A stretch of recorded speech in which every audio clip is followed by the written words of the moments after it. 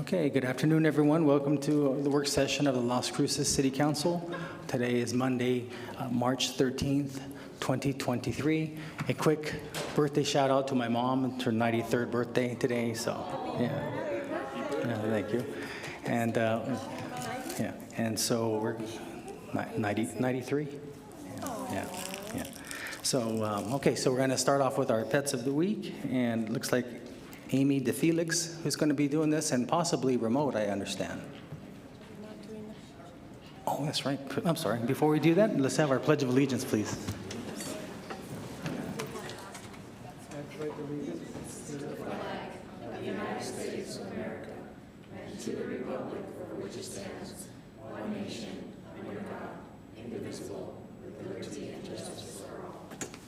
Thanks for reminding me, Mayor Pro Tem. Okay, so Amy, are you available? We'll be participating via Zoom. Hello, yes, I'm here. Can you hear me? Yes, we can hear you. Awesome. And excuse, I have puppies in my office, so there might be some crying. But my name is Amy Felix. I am one of the rescue coordinators for the Animal Services Center of the Mesilla Valley, and I'm here to present our Pets of the Week for this week. We will start off by sharing my screen. And we will have our Cat of the Week. Can everyone see this? Sorry, excuse me.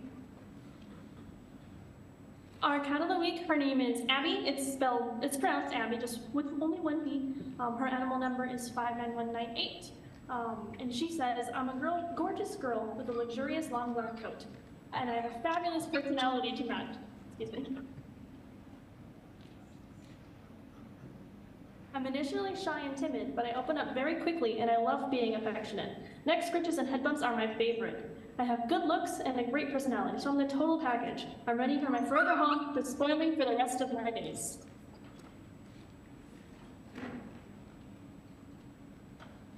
And we also have our Dog of the Week. His name is JJ, his number is 54568, and he says, I'm truly a family dog. I love people and I can even get along with other dogs. Unfortunately, my last family had to surrender me because the one thing I don't like, or maybe like too much, are cats. I really enjoy nice, easy walks on the leash, and I'm oh so lovable. I know it's easy for me to go unnoticed in a shelter environment, but I promise I'm a precious gem worth loving forever.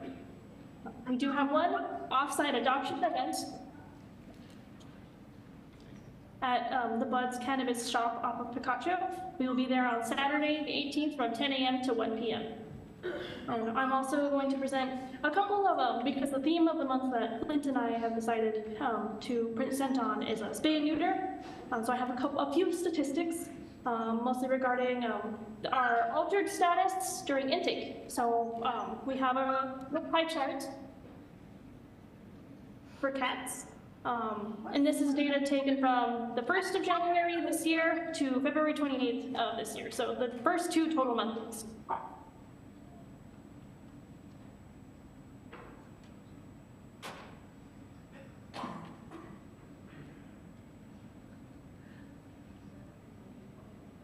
As you can see from the pie chart, about 80% of the cats that came in for the past 2 full months were unaltered. That means they were not spayed or neutered. 14 were unknown, 14% were unknown, and that's usually, they're too fractious, they're a little too spicy for us to check at time of intake, but we most of the time presume that they're not spayed or neutered, and only 6% came in already spayed or neutered, and that's when we can tell with a surgery scar, a tattoo, an ear tip if they're like a TNR cat, or medical records if they were surrendered. Now for the dogs, about 83%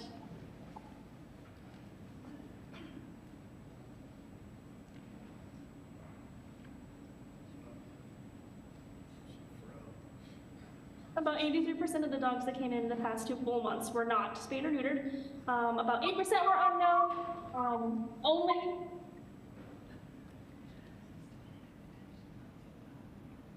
Only 8% of the total amount of dogs that came in the past 2 months were proven to be spayed and neutered before intake. So we can see community spay and intake is kind of a community concern. It definitely impacts kind of not just us as a facility, but just all the animals kind of within the county even. So we need to work towards more community outreach and hopefully get more community animals spayed and neutered before they end up here, if they ever do. And that is the end of my presentation. Thank you.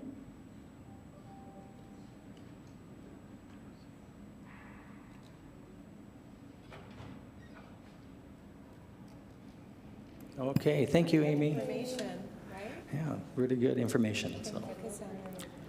Okay, so next we're going to go to Jobs of the Week, and I believe Irene Pata from Economic Development will be making that presentation.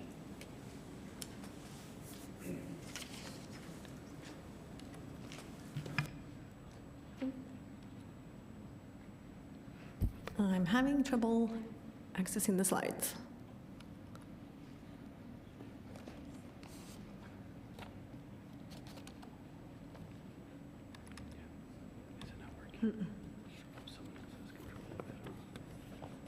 Perhaps the control room could access them for me.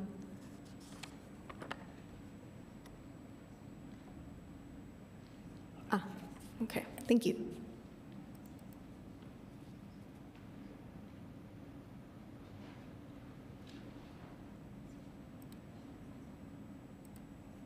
Okay, so we begin with the City of Las Cruces, who is looking for a city surveyor. This position pays between $66,000 and $95,000 a year and is open until filled. White Sands Missile Range is looking for a security guard. This position pays $37,000 a year and closes on June 30th. Tresco is hiring for an electrician. This position pays $26.56 an hour and closes on March 29th. American Red Cross is hiring for a volunteer program manager. This position pays between $65,000 and $75,000 a year, depending on experience, and closes on June 2nd. And MSU is hiring for a grounds coordinator. This position pays $37,000 a year and closes on April 1st. And Chicanos por la Causa is hiring for a center manager. This position pays between $42,000 and $120,000 a year, depending on experience, and closes on April 2nd.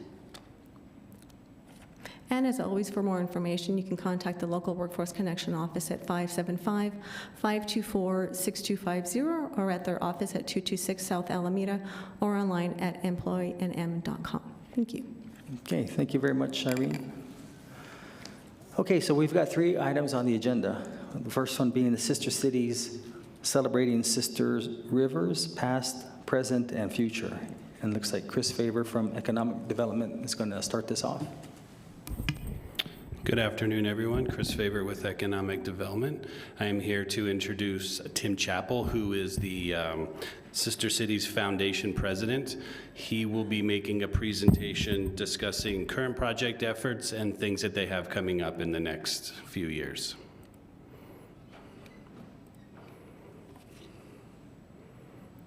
There you go. And you can adjust this up and down. Okay, thank you. Good afternoon, everybody. Let me start this PowerPoint here.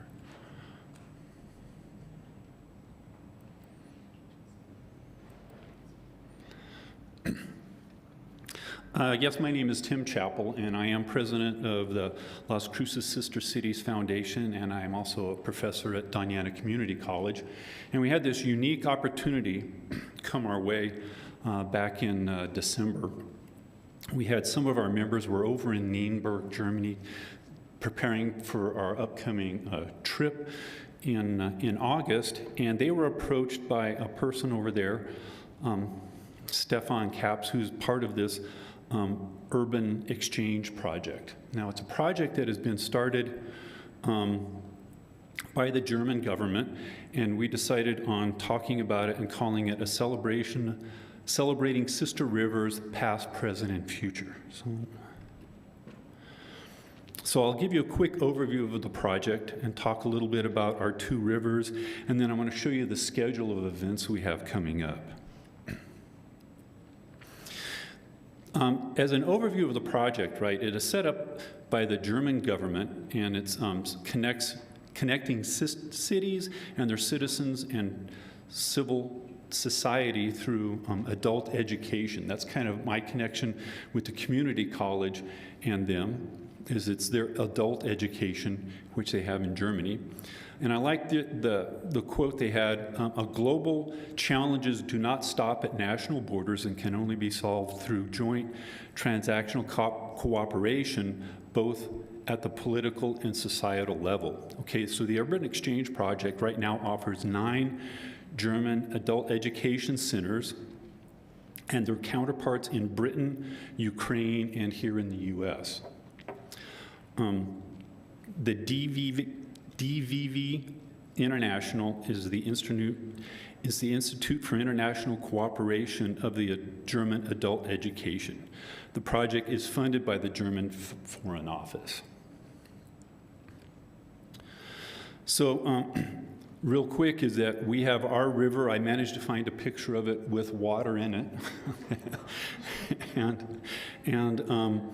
We were just using this to explain to our counterparts in Nienburg, Germany, how long the river is and how it, really sets up the border between the U.S. and Mexico. I'm going to pronounce it wrong. They pronounce it the Weser River. That right? Thanks. Has water in it, and that's a picture, aerial picture. You can see Nienburg. It's quite a historic, beautiful little city right there on the river. But it's really interesting because they're sort of a farming community like us, but they're having issues. We have our drought issues here, and they're having issues there with pollution and runoff and some other things that are going on like that. I know this is a lot, but I wanted to share with you some of the schedule of events. When we put together the grant, okay, they wanted us to have a plan, and it's going until October. So we had a kickoff meeting on February 22nd. And then where it says next, the historical perspective lecture, that's going to be this Wednesday, okay? That we had to move the date. It wasn't on the 8th.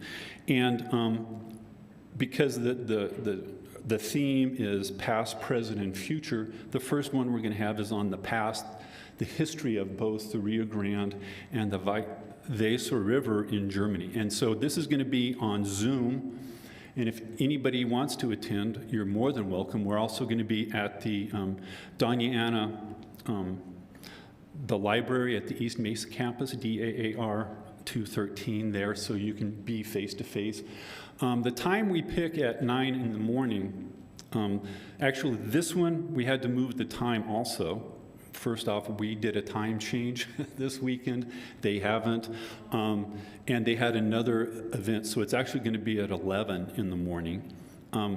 They're about 8 hours difference from us, so you'll find that most of our things are going to be trying to schedule in the morning because it's early for us, and then it's in the evening at 5 o'clock for them. Okay. So we're going to have the historical perspective. Then on the 29th, we're going to talk about the present day, the state of not only the rivers, but I'm going to be working hopefully with the city at the water treatment plant and how we handle water there. And also talking about, because we have a water treatment degree at the community college, getting those people kind of involved. The next event we have, and we haven't pinned down the date yet in April, is a photo exhibit in both countries trying to get people from the community who either have taken or want to take pictures and set it up. Either we're working with Donnie here at the city is either maybe have the picture shown here in City Hall or at the Brannigan Cultural Center or something like that. And so both cities will share, have the art exhibit. At the end of April, we're having 4 guests come and visit us from Nienburg. We're in the process of planning out all of the events for the week, but they will be arriving on the, actually getting here the night of the 23rd and then leaving on the 28th. And we have a whole slate of events that we want to try and make them aware of things that are here in our beautiful community. And we will have several events that will be open, and if anybody wants to come and meet the guests, you'd be more than welcome to. The next thing we have planned in June is kind of an interesting idea our counterparts in Germany came up with. Apparently during the pandemic, Bob Ross TV shows becoming popular in Germany. And people were, he was the guy who would do the paintings and stuff. And so we decided, and they've got a young artist over in Germany who said, sure, I'll do that. So we're going to set up probably on a weekend and have about 3 hours and Zoom and have people, they're going to show us how to paint like Bob Ross, which I think is going to be kind of fun, hopefully with a water theme. Then at the end of August, coinciding with the Sister Cities exchange going over to Nienburg, we will have 2 people, myself and my boss, John Juarez, and who's also working with me on from the college. We'll be going over and kind of coinciding the 2 visits, which will be a really great opportunity. Then in September, we will have the future of water. So we will talk about, how can we make water sustainable? It's important around the world. Water is our lifeline, and so we're looking at different alternatives for how to keep it sustainable. And then we will have a closing in October. Does anybody have any questions? Councilor Abeta? Sure, thank you, Mayor, and thank you for the presentation. With one item, when our guests arrive, are they going to be prepared that there will be no water in our river? Yes. Okay. Yeah. I was like, that might be awfully disappointing. I hope it. I don't think it's... Is it going to be not in April, not yet? 28th? No, it usually doesn't come then. So I think that's something to, and it goes along really when we talk about water and sustainability and what we face in the desert, but I would definitely prepare them because our pictures are beautiful, but when they come here, it will be a much different That's vision. true. That's a good advice. Okay, yes. Thank you, and thank you, Mayor. Sure. Anybody else? Mayor Pro Tem? Yes, thank you so much for being here. I look thank you. forward to the visit. I'm so excited for my colleague here to visit Germany. I think you all will be there, or is this just a personal? Yes, yes. And Mayor is, oh, good, Mayor. I'm so glad. A good representation. I thank you for all that you do. I feel this is a really exciting and worthwhile relationship to continue. I know you put a lot of work in planning this, and I just want you to know that I see you all and recognize it, and I look forward to meeting the group. Oh, thank you. I really appreciate it. Yeah, it's after the pandemic, I'm glad we have this opportunity to try and get things rolling again, because it's real important to us, both with Sister Cities and the community college, to have close ties with the city, and utilize all of our resources and let everybody know and be aware of what's going on. What I've appreciated is the students that I think the last time, this is a while ago, and you're really jolting my memory, but I thought we had some students also at one time that came and partnered with our students, our student leadership through the city, through Parks and Rec. I think, Yeah, we had a group yes. that had exchanged. The last high school they exchanged with was, it wasn't Centennial, it may have been one of the ones Cruces out of, High, I'm thinking. and well, maybe? they had done Mayfield, Cruces, Yes. they had done all of those, and Yeah. we would love to have that exchange again as part of the Sister Cities. The problem is finding somebody to do it. I We know. had very dedicated teachers who were teaching German and whatever, and who, it takes a lot of effort to do It that, does. both for them to come over here and our students over there. But if anybody knows of anybody that would like to take that opportunity, we will be more than happy to support them. Well, this is then a call out for a need in our community. If people are watching, we need someone to help, right? Sponsor Yes. and facilitate that.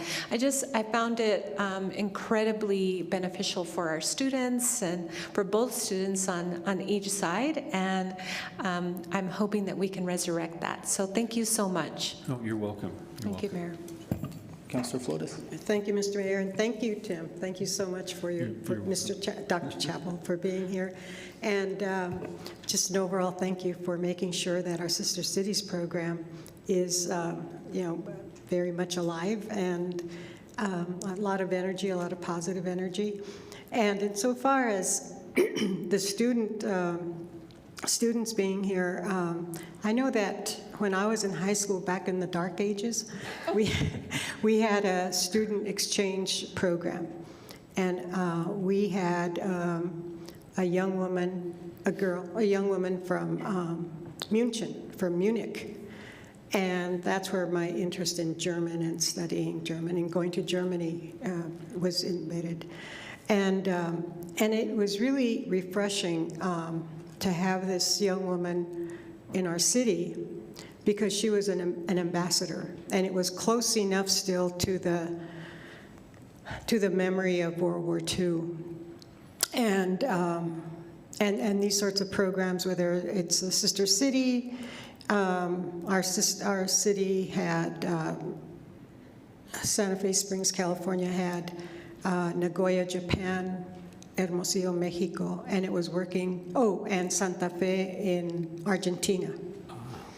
So anyway, so all of that really brings the world together, and it brings people together, and we get to know each other, and we realize, we're really the same throughout the globe. And I really do want to thank you so much for making sure that this is going on, and I hope that it goes on in perpetuity, and hope we can attract young members into the Sister Cities Committee. Yeah, absolutely. I completely agree with you, and that's what we're striving to do. And by having more of these things involved in the community, hopefully we'll become more visible and get more people involved. Absolutely. Thank you. And then we also have, you have some art projects, and I don't know, are you working with our museums or with our city art board, which is a little bit different, but still, our museums would probably be helpful to hook up with? Yes. We're with Dania. We're working on how we're going to set those up. What's going to be through best. the Economic Development Department? Oh, yeah. Oh, thank you, Tanya. Yeah, so that's wonderful. Yeah. Thank you so much again, and thank you, Economic Development, for all your work. Thank you, Mr. Mayor. Okay, thank you. Well, thanks, Tim. We appreciate it very much, and looking forward to the trip. All right. Oh, good. I look forward to having it. So as I say goodbye, adios, auf Wiedersehen. I'm learning a little bit of German. Thank you. Thank you all very much.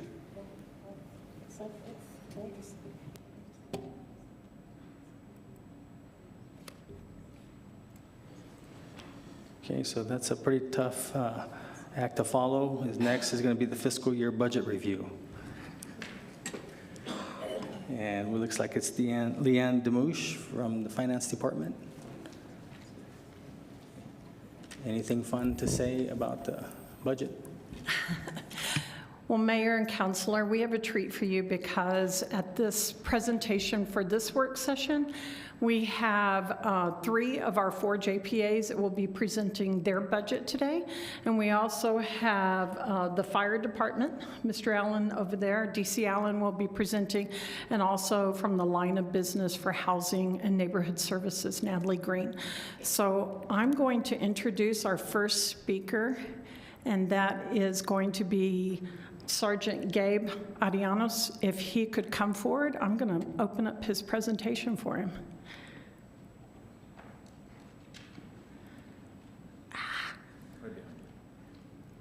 I'm trying to open this for you, Gabe. Okay. Is the down button correct? Yes, sir. Thank you, ma'am. And if you need to raise this up, you can. Okay, thank you. Good afternoon, everybody. Thank you for allowing me to present the budget. My name is Sergeant Gabriel Arenivas. I'm a sergeant with the Las Cruces Police Department. I'm currently assigned to Doña Ana County Metro Narcotics as the commander. Before we go into the budget, I just want to kind of give you a brief overview of the personnel at Metro Narcotics. We have 3 sergeants, 1 sergeant from Las Cruces Police Department, 1 sergeant from Doña Ana Sheriff's Office, 1 New Mexico State Police Sergeant, 12 agents, 5 from the Las Cruces PD, 5 from Doña Ana Sheriff's Office, and 2 from New Mexico State Police. We also have 3 FBI agents that sit within our task force. And before we get into the budget, I didn't want to confuse you. New Mexico State Police and FBI does operate on their own personnel budget. That does not include our budget that I'm going to present today. We also have 5 civilian personnel within the task force. Operations, Las Cruces, Doñana County Metro Narcotics participated in over 400 investigations in 2022 to include undercover operations, search warrants, highway interdiction, follow-ups on information, and call-out investigations. The call-out investigations includes Doñana County Sheriff's Office, Las Cruces Police Department, and depending on the investigation, all the smaller law enforcement entities within the county.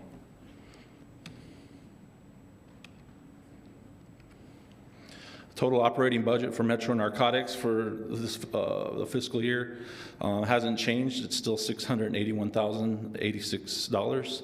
The city of Las Cruces and Doñana County both contribute $325,543 with the federal grant from FBI for Operation Safe Streets of $30,000. Our personnel budget is $274,730.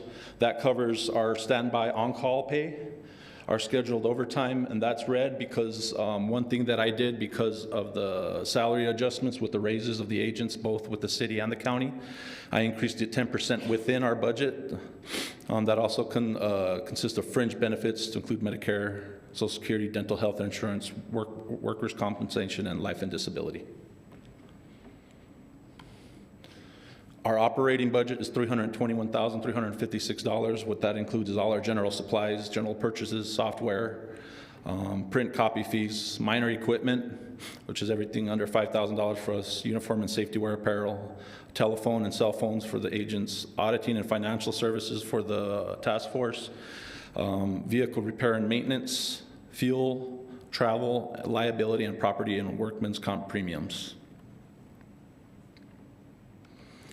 We also are requesting $56,000 for rolling equipment with the intention of getting a SUV to be able to secure better our surveillance equipment to include our drone program that we started in 2022.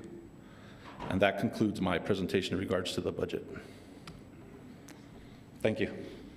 Thank you, Sergeant. And just FYI, so the chief and I sit on the Board of Supervisors of Metro Narcotics. So, any questions from any of you? Mayor Pro Tem. Thank you. Thank you, Sergeant, so much for coming and presenting. It's a bit of a mystery sometimes, you know, about what you do, because I just don't sit on the board, if you will. And so it was requested that our folks that we have joint powers of agreement come and do presentations and talk to us about what your needs may be. So the city provides funding to this entity along with the other DASO as well. The county and the city, yes, ma'am. That comprises of the 325,000, It's $325,543 each. Okay, and then just to clarify, the federal grant is 30,000. 30,000. My writing, 30,000. Okay, Yes. okay. And do you oversee all of the people within your jurisdiction that includes SO? Yes, so the way the joint powers agreement is written is I am the commander. Okay. And right now the assistant commander is a sergeant with the Doñana Sheriff's Office. So what I am is I'm pretty much the administrative duties, and the other sergeant, he does all the operational stuff. Okay. And then we have a state police sergeant as well. So they both work on the operational side of Metro Narcotics, and I handle all the administrative stuff pretty much. Okay, so that also includes oversight administratively of the operations, right? Yes, ma'am. Okay, cool, I get that. All right, and then you had the increase in overtime as just to inform us that you've asked for a 10% increase of the total budget? So I didn't ask, so what I did is I reallocated funding within the budget that we already had. I moved money around. Okay. And I increased the overtime budget by 10% by taking out of other areas. So what are those numbers? So the numbers for the- Commander, in terms of the number of hours that your people are working, and is that, do you have sufficient funding to be able to carry out the duties that you have for the year?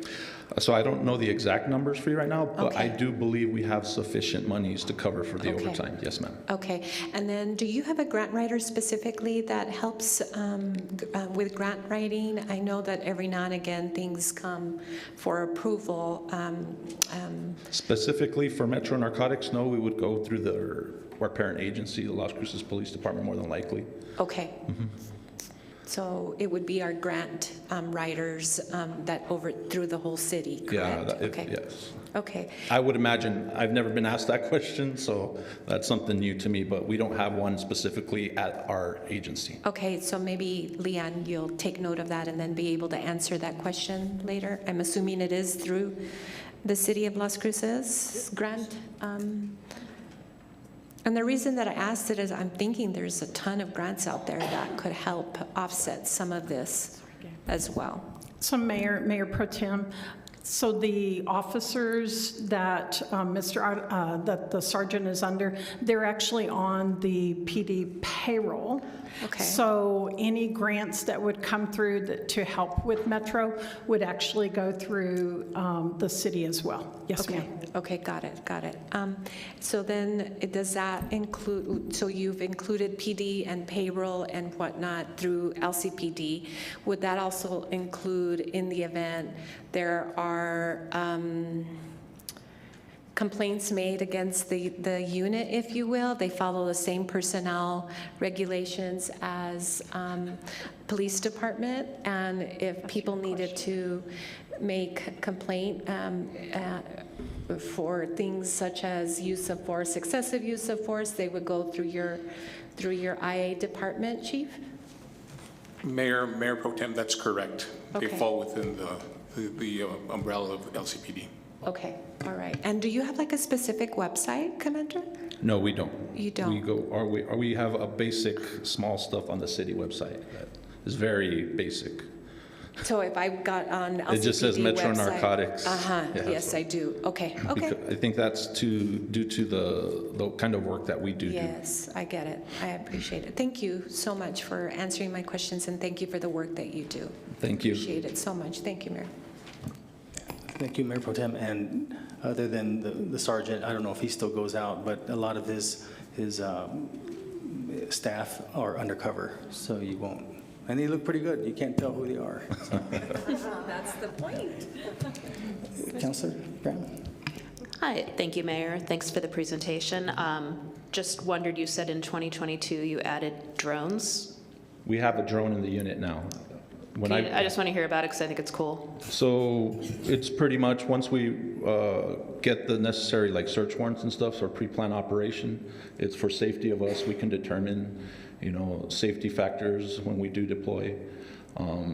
If we're doing surveillance or pre-operation surveillance and stuff like that, it's been a great tool for the agents, and they've seemed to benefit from it. Yeah, that's amazing. Who pilots it? One of the agents right now, Agent Duran, is the pilot right now for the city. He's a city officer. All right. Thank you so much. You're not going to volunteer your services and knowledge to? That's what I was just about to do, but if you've seen me drive a car, you don't want me piloting your drone. All right. Any other questions? Okay. Well, thank you, Sergeant. Thank you. Appreciate the work you all do. And just to let you know, it also encompasses up to Hatch and Sunland Park and although throughout the whole county. Mayor and Council, I'd like to introduce our second speaker.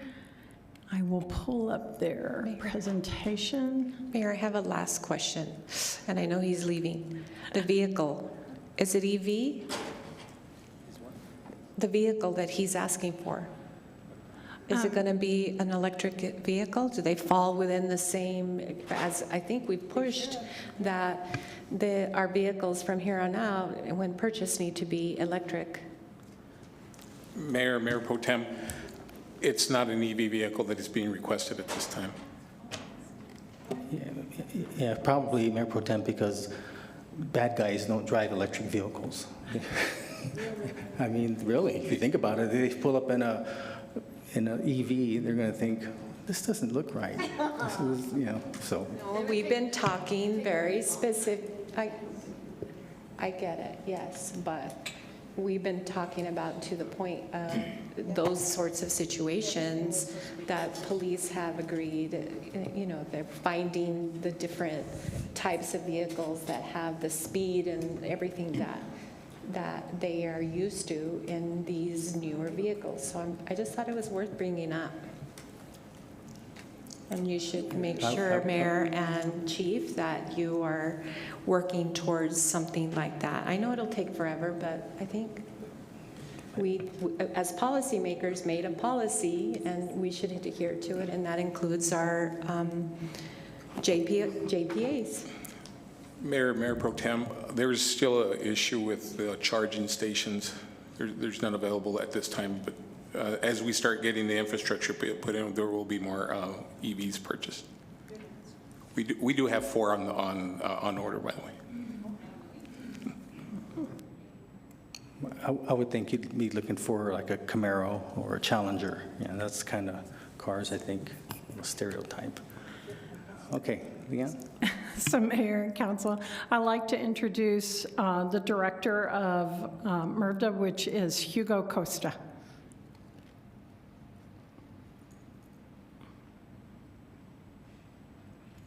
You can lower this if you need to, sir. And how do I move the... You just progress it. Great, thank you. Thank you, sir. Good afternoon, Mayor Pro Tem, councilors. Thank you for having us here for the presentation. And there was a handout, one-page handout for you, and Excuse me, Hugo? Yes. I know they introduced you, and it's good Oh, to sure. see you, but I just need you to state your name for the Absolutely, sorry about that. Hugo Costa, Executive Director, Mesilla Valley Regional Dispatch Authority.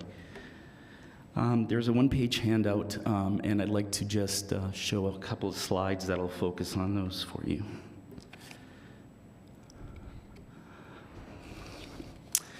Okay, first, our expenses and revenues. Our proposed budget for fiscal year 23-24 is level funded. Actually, it's a 0.08 decrease, about $5,000 in the current operating budget. We're returning an estimated $620,000 that we pulled out of the fund balance for the current budget, and that was due to monies that were saved due to insurance and employee expenses due to short staffing. Our budget increases in this budget are contractually based. Our union negotiated a 3-year contract last year, which this year was the first year of it. We anticipate utilization of $620,000 in our fund balance to go into this budget to offset any drastic increases. And just as a point, our operating budget, 81% of it is salaries and benefits. As far as the contributions go, they're based on a price per call. This year, the price per call, our coming year, would be $15.93. And if you look at that compared to the national average, the national average is $25 per call. So we're quite a ways below that. After contributions from the smaller communities, Mesilla, Hatch, Sunland Park, and Anthony, the JPA stipulates that the budget is split 53%, 47% between the city and the county. And so the assessment for the city in this budget would be an increase of 6.66%, or $150,000. And that would amount to an assessment of $2,407,650. And with that, I'll stand for any questions. Thanks, Hugo. Mayor Pro Tem, Councilor Thank you, Mayor. Thank you for being here, Hugo. I appreciate the work that you do. Such an important positions in our community. How many vacancies do you have?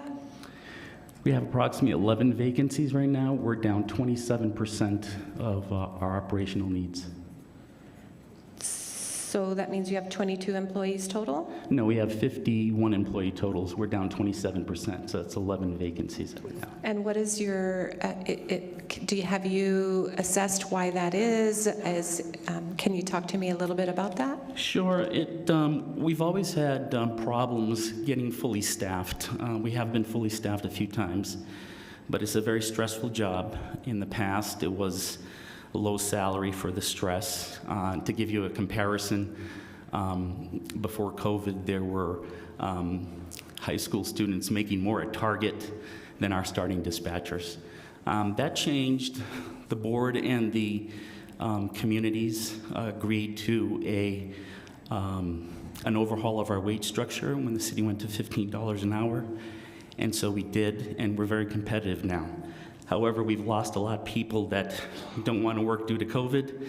We're trying to build up again, and we've been making strides. I think at the peak of COVID, we were down 40%, and so now we're down up to 27. Wow, okay. That was my next question. Thanks for forecasting what my next question would be, was around salary. So do you do recruitment? Do you do job fairs? What is that your, your, I guess, position on how you're recruiting folks? And if it's not here, is it a national search, or Sure. what are your efforts? It's all of the above. We are on the City of Las Cruces hiring board, so we go through the City of Las Cruces hiring process, but we do job fairs. We do a lot of recruitment online. We have an always open application process. Okay. I noticed, can you go back to the slide that you talked about, sort of call for, I guess you charge per call, I'm assuming, Yes. and that it's rather low? Yes, this is slide here. The slide here, yes. And then you compared it to the national, and so you're rather low. That's correct. What we do is we take the total number of calls we've dispatched in the previous years. So if you look at 2021, the bottom just below the red box, we dispatched just under 300,000 calls. And so we take that and we divide that by our budget request, and that will come up with a price per call. And so currently going into this budget request, the price per call is the number up at the top right of the screen, $15.93. Okay. Now, is there discussion to increase that? Or has that been increased? Is that what you're telling me here with this slide? It's been increased from what you had previous to what you're going to? Yes, it's increased by 8 cents per call from the current year. And it's kind of a hard number for us to control, because it's based on what we need for our budget, and then how many actual calls we dispatch, and we have no control over that. It's the amount of times people call 911, and we have to send out police, fire, EMS. Yes, okay. And then how do you assess sort of the work that you do, like how well you do it, and is that put together in a report, and can council have this report? I know there's couple of folks here on council that sit on the board, but how would you communicate with us more regularly about just the quality of work and evaluation of your total program? Sure. 2 years ago, we piggybacked off the city's peak program. Yes. And we developed our own, we call it CORE. And the CORE has some standards that we've been trying to meet. So last year in June was the end of our first year. I can provide the council that report if you'd like, and our next report will be coming up this June, and we can provide that to the council too. That's great. But we set a bunch of metrics there, and it shows what metrics we've been able to meet and things that we're still working on. Okay, yeah, that would be very helpful. And then lastly, I didn't see, and I realize this is more of an overview, but what is your training budget like, and what types of training do you receive? Sure. Let me go back a slide. Luckily, probably 99% of our training budget is reimbursed through DFA. So we have two things. Our initial training, that if we hire you, let's say as a telecommunicator and bring you on board, that's included in the salary in the budget because you're training hour per hour that you're there. So that, I'd have to pull that out and give that to you separately. But extra training that we do for continuing education, we get that reimbursed through Department of Finance and Administration, and right now it's $20,000 that they give us. Okay, so you get $20,000 of your total budget. What is the total budget related to training specifically? Well, for the total budget related to training, like I said, it's hard for me to pull out here. I'd have to go back and pull it out because when we hire you, most of the initial training is when you're hired.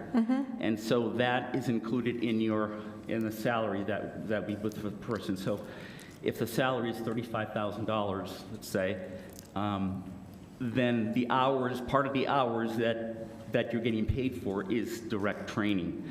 This other training, the $20,000, that's continuing education training that they're required by the state of New Mexico to maintain every 2 years. So that's additional on top of all the training. To give you an idea, someone who starts with us has 8 weeks of initial training, full-time, 40 hours a week, to get all the necessary certifications that they need. And then the continuing education is offered through the state of New Mexico? We offer it. The state of New Mexico reimburses us. Yes, I get that. I guess I'm trying to get an idea of the type of training that you give your callers, your staff. Sure, there's mental health training, CPR training, there's FEMA training on handling large-scale emergencies, there is training on say suicidal callers. It's a whole gamut. There's emergency medical dispatch training, which trains them on how to handle emergency medical calls. So that's pretty much the type of trainings we do. All right, I can send you our training manual that lists specifically every single course Sure, that we do. If you'd thank like. you. I appreciate that very much. Thank you, Mayor. Councilor Bencomo? Thanks, Mayor. Thank you so much. A couple follow-up questions for you. All of your staff is in the union? No. The dispatch personnel and I think 3 administrative positions are union. The rest are not. Which positions are at the lowest wage, and what is that wage? The lowest wage is a call taker, and that's how everybody comes in at. And I believe it's $18.63 an hour currently. Okay, and there was a recent increase in Yes, in last July 1st. That was part of the union contract? Yes, it was. Okay, great. I'm glad to see that they were included in those negotiations. Definitely something teenagers at Target don't have is unions, so Absolutely. that's good that they do. Okay, do you have any opportunity for remote work? I know you said you'd been having hiring concerns due to COVID. Is that an opportunity for? Not for the rank and file dispatchers. We did during COVID have some of our administrative staff doing remote work. But there was not any opportunity for the dispatch personnel to do it. So during the height of COVID, those folks were coming to the office every day? Yes, they were. Okay. So every day. Okay. Yeah, I was also interested to know that there wasn't any in your budget, that you didn't have any things for training specifically, but I guess that you've explained that pretty thoroughly. We do. I can send you the itemized budget that will show different training courses and that we do train. If that would help, I can send it over. Yeah, I would like to see that. And then, so I know that you said you have continuing education credits. Are they just optional trainings for staff, or is there some sort of mandatory requirement that they have to keep up? There's mandatory requirements that we do have to keep up. There are 80 hours every 2 years that they have to complete, and they're both dispatch oriented and the medical training. And then we do offer voluntary, non-mandatory courses throughout the year. With the new 988 system, was the training that your folks are receiving through that has been reimbursed as well, or is that covered separately? We covered that separately. We covered that on our own. We actually sat down with New Mexico Crisis Line, and we developed the training. So we're the first ones in New Mexico to actually do that kind of training, and we set the standard pretty much for the state of New Mexico. But we covered that within our budget. Okay. It's my understanding that you all are supposed to come back for a different work session, right, on that specific matter? We are. We'll be here on the 27th. Okay, great. Thank you very much. Councilor Flores. Councilor Flores. Thank you, Mayor, and thank you, Mr. Costa. Insofar as the training goes, who does the training? For example, we had a situation where it was a 311 call, and I think it was right before the implementation of 388. And that created some problems insofar as the response time and the actions that were taken thereafter. So who does the training? It's twofold. We have a training officer that does the majority of the training, and that person is certified through the state of New Mexico Law Enforcement Academy to do dispatcher training. We have a couple of people, those credentials, but we do have one training officer. And then we also do hire consultants to come in to do different types of training from APCO and NINA, for example, which are the nationwide industry organizations for 911, and then also consultants throughout New Mexico that are known to do law enforcement and dispatch training. Okay, so we can rest assured from what you just said that someone making a call erroneously to 911 will immediately receive a 988 operator or a 988 response? Well, that depends if it's necessary. There is a protocol in place that was agreed to between us and the crisis line in 988. Certain calls will never go to 988. For example, if someone is calling 911 and they're threatening harm to themselves or others, that will not go to 988. That'll be dispatched out. Narcotics overdoses, those will be dispatched out. So the dispatcher has a protocol that they follow, which we'll talk about in detail on the 27th with you. And if it meets the protocols, then that call is eligible to go to 988. Okay. Thank you very much, Mr. Costa. Thank you, Mr. Mayor. Thank you. Anyone else? I just have a couple comments I'd like to make. Hugo, you've been running MRVDA for, what, 20 years? 18. 18, yeah, and I think you've done a fantastic job. In fact, I think your stability is the reason why it's run so smooth. You've taken it from that little building there on across from the old courthouse to what it is here today. I don't think I've only seen maybe one claim in all my years, and that was that the days in and the days end. You remember? I don't know if you remember that, but it was a long time ago. But I just also wanted to tell you that if you're at 27%, the state is at 30%, so you're still below the state, and I can't thank you enough for your training and what you do to your staff, as well as the hardworking men and women of MRVDA, because that is a tough job. I mean, there's been a couple shows from Hollywood that kind of depict the things that you all do. I don't know if that's a whole, but I bet you it's close. You know, but anyways, I just want to tell you thank you for that, your leadership, and all the years of stability that you provided to that organization, because I don't see anything negative coming out of there. Thank you, Mr. Mayor. Okay, so Leanne. Thank you. It's interesting, no one brought up the percentages, how it went from 53 to 47, but that was thanks to Bruno Zaldo, who was a city manager back in the 90s, who was a county commissioner who asked, when I was on the county, if the city could pay a little bit more because they had more money than the county. So, and I've noticed it's still the same, 50. Well, we also do a lot more volume of calls, so. Okay, who's our next? Well, Mayor, let me close this one, and I will introduce our next speaker, who is the Deputy Director for South Central Solid Waste, and that's Mr. Rafael Leos. And let me pull up. Hang on. Here it comes, Rafael. All righty. Excellent. There you go, sir. And it's just the arrow key down. Perfect, thank you.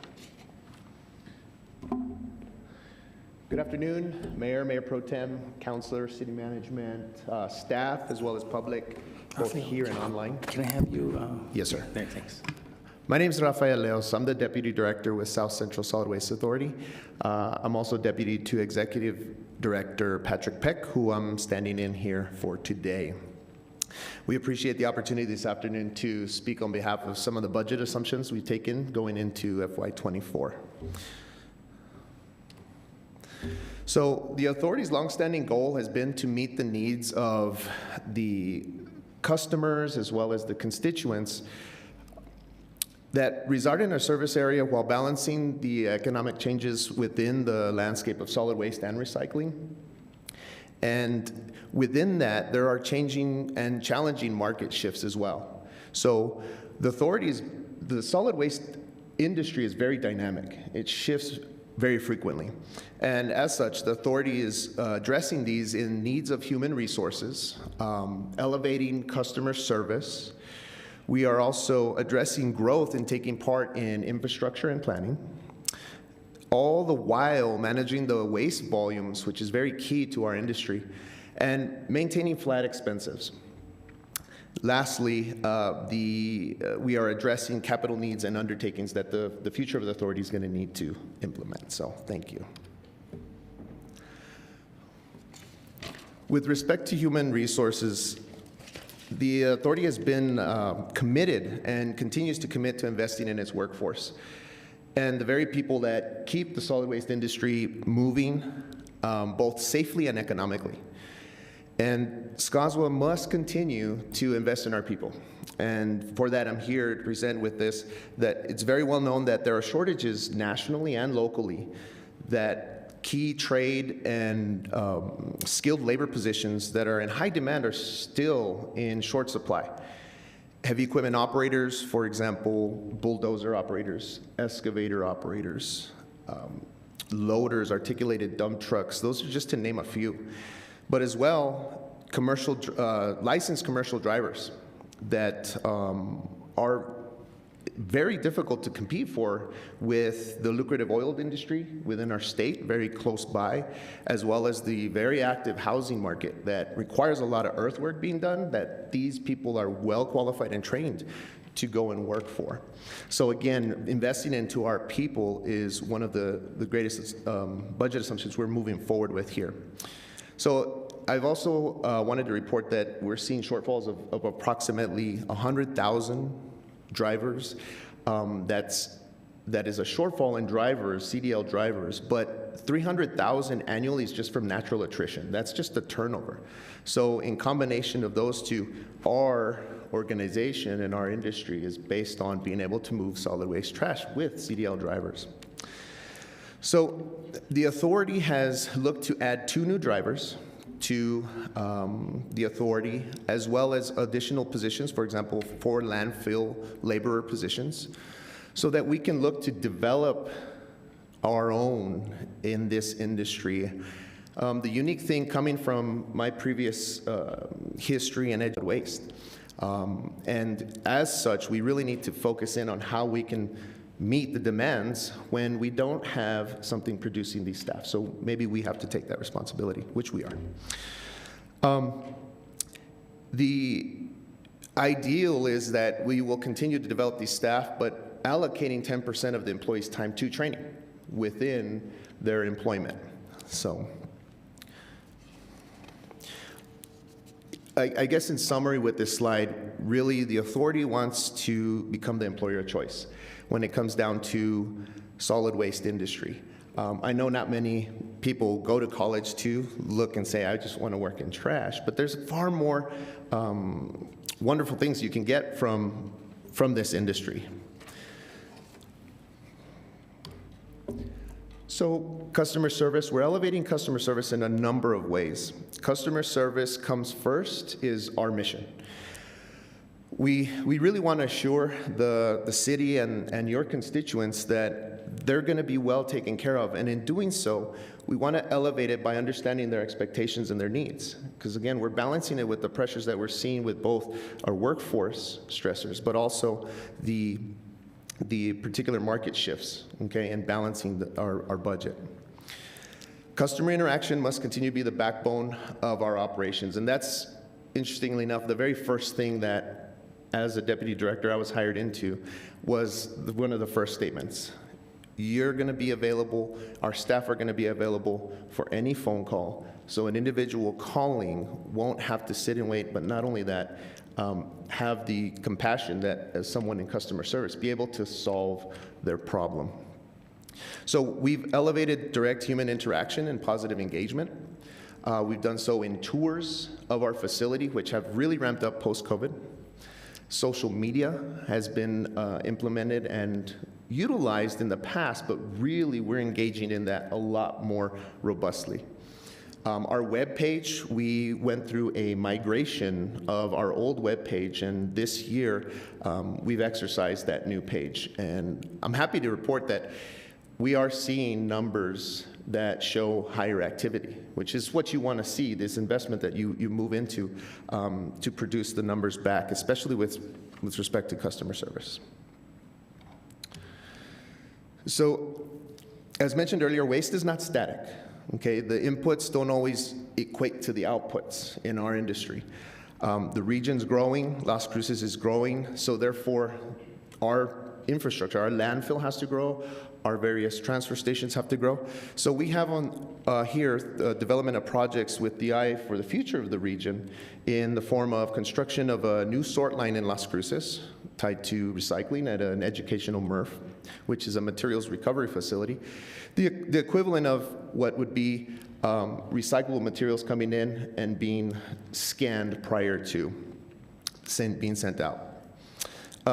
2 new transfer stations, one in Holman and one in Anthony, New Mexico, as another hub to assist in the growing demand that we see here in Las Cruces.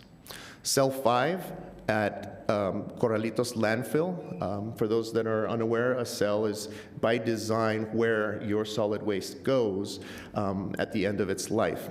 Okay, very highly regulated by state and federal regulation and highly engineered.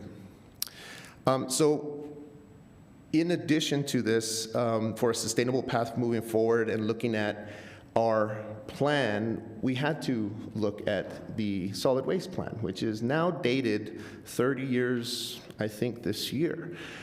So as these shifts change, we are actually on the first steps to develop a new 20-year solid waste plan for the authority. Now, this slide here is just a quick glance at some of the numbers with respect to what's comprising our budget. We're estimating a small organic growth of about 2%, and that's based more on inflation. We've moved particularly past the post-COVID, where we saw more of a 5%. So this is actually more truth or more organic to the growth that we're seeing. In that, the revenue predictions for general operations is at about 11 million, recycling at 4.2 million, county collections at 1.6 million, Sunland Park at 1.3 million, and state loans and grants is estimated about 3 million. We mentioned to you earlier that we are seeing a 14% growth in staff, so as such, we've seen our budget in those areas grow. State loans and grants, one of the last ones there is a combination of capital outlay and loans and grants that we've seen over the past year and hopefully we'll see in succession in the years to come. So in our business, everything is based on volume of waste, and as a business type enterprise, this is a conservative manner in which we look at our budget as what comes in is essentially what we work with. Those are assigned, that revenue is assigned to our tip fees.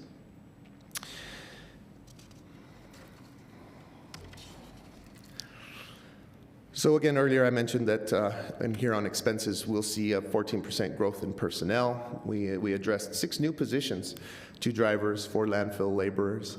But our ultimate goal is keeping expenses flat. Some of the strategic personnel hires are tied to this. In addition to the growth in the personnel, we are advancing in our salaries to continue incrementally getting to a $15 an hour minimum wage.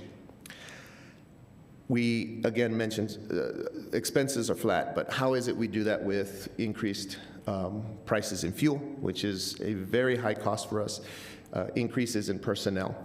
So as I mentioned, strategic hires with respect to hiring on 2 mechanics within the past 2 years, developing a fleet department, we were able to internalize cost. Fleet maintenance expenses are positive as we internalize some of the repairs. We've seen that just at its onset.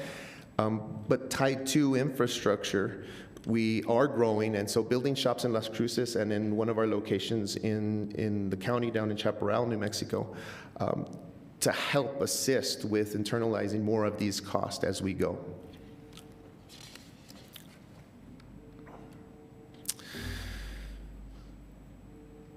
One of the biggest impacts in capital to our budget summations are supply chain issues.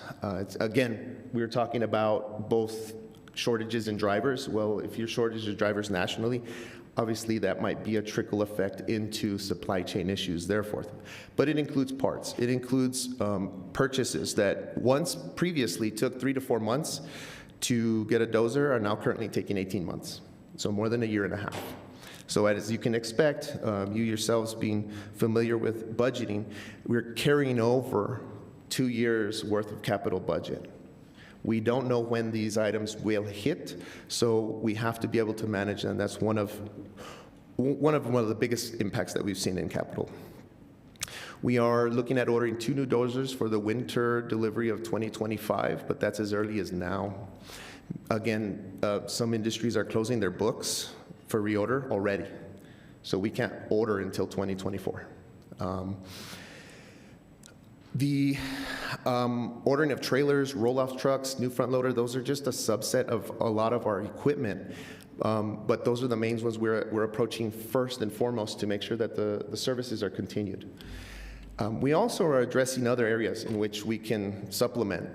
We are seeing nearly $700,000 in state grants for 5 trucks that will be replaced through a VW grant. Ultimately, we're going to look at adjusting based off of this and these budget assumptions, as I've earlier defined. We're going to have to adjust along the way, given we don't know when these items will actually land in New Mexico in our possession and take custody of, therefore pay for. Overall, the authority is a large regional entity. You can see that by the size of the budget. We're larger in perspective when responsible for the public's health and handling solid waste, both safely and environmentally, and some of the ancillary roles that we serve within to our constituents here in Las Cruces. So with that, I will stand for questions, and I appreciate your attention here today. Thank you. Thank you. Councilor Flores. Thank you, Mr. Mayor, and thank you so much for your presentation. I didn't get your last name. Rafael Leos, L-E-O-S. I thought that was it, but okay. Thank you, Councilor Flores. Yeah, and I see it right there. So thank you so much again. Thank you for your presentation. So in terms of all these unknowns insofar as your capital, what you want, what you need, so what does that really leave solid waste, the authority, in a neverland, or does it impact the quality or the quantity, the ability to do what has to be done? And then what are you going to do about, you're going to have to probably wait till 2024 or 2025 to order some of these things. So how does that impact the ability to carry out the work? And I'm also concerned about the minimum wage. So if you could address that. Thank you. Yes, ma'am. Mayor Pro Tem, Councilor Flores, very great question. So thankfully, the authority has been successful in obtaining these pieces of equipment historically. There are programs that we have exercised where they renew some of this equipment. We've approved some remanufactured to get us through this time. Unfortunately, it is the nature of the industry, and we will have to wait for those. But predictively, thankfully, we've got a great executive director that has many more years experience than I do, and may add to my response at a later date. But the way that we've been managing our equipment in and out for the life cycles of them, our advancement of our fleet department, each of those have been a key integral role to allow us to extend when we are pressured. So that's one of our internals. As far as leaving us kind of out as an island, we haven't seen these pressures before this significantly, but we're pretty thankful for where we're at. I can't really predict it. That's kind of presumptuous of me to say whether we would be an island, but what we've been able to get through thus far, I don't think we're that too far of an island. We also have industry support through both our National Solid Waste Association of North America, where staff are training by traveling outward and bringing back new vendors that have new methods to get equipment out. For example, truck rentals. So if we can't purchase, maybe we can rent, which we've done in the past. But to my point is that we are extending part of that training for our staff, including myself, going to these national conferences to be able to extract that information and those vendors to come back to us here in the state, so that we are no longer an island. Council. Excellent answer. Thank you so much. I'm so happy to hear that there's a catch there. Yeah. If I may, just to address very briefly the minimum wage, there have been incremental increases. That was a very big push, and Mayor Pro Tem and Councilor Graham are sitting on our board that help us in managing that and the expectations of this region in City of Las Cruces. And in doing so, there has been a move towards, I can say from my own personal experience as a Southern Regional Manager in hiring, we've moved past 1325. We're incrementally going up in some of these entry-level positions, for example, as solid waste laborers, spotters, cashiers, so that we can eventually get to that point. Thank you, Mr. Leos. Thank you, Mr. Mayor. My pleasure. Councilor Bencomo? Thanks, Mayor. Hi, Mr. Leos. How are you? Good, Mayor. It's always a pleasure getting to talk to you and Patrick Peck. I very much appreciate both of your perspectives. And I also hope there was a college degree in garbage. I feel like there should be. It's totally a science. In fact, actually, there's this great podcast, everyone, that I love called Ologies. And this person is, sorry to go off on my tangent. It's important. It has a point, I swear. It's called Ologies, and this comedian interviews a bunch of ologists. And she interviews somebody in discard anthropology, garbage. And so I'm very excited to go listen to this podcast. And then I wish I would have listened to it before today so I could have asked you more questions. Please, well, if they do come up, Mayor Pro Tem, if more questions do come up.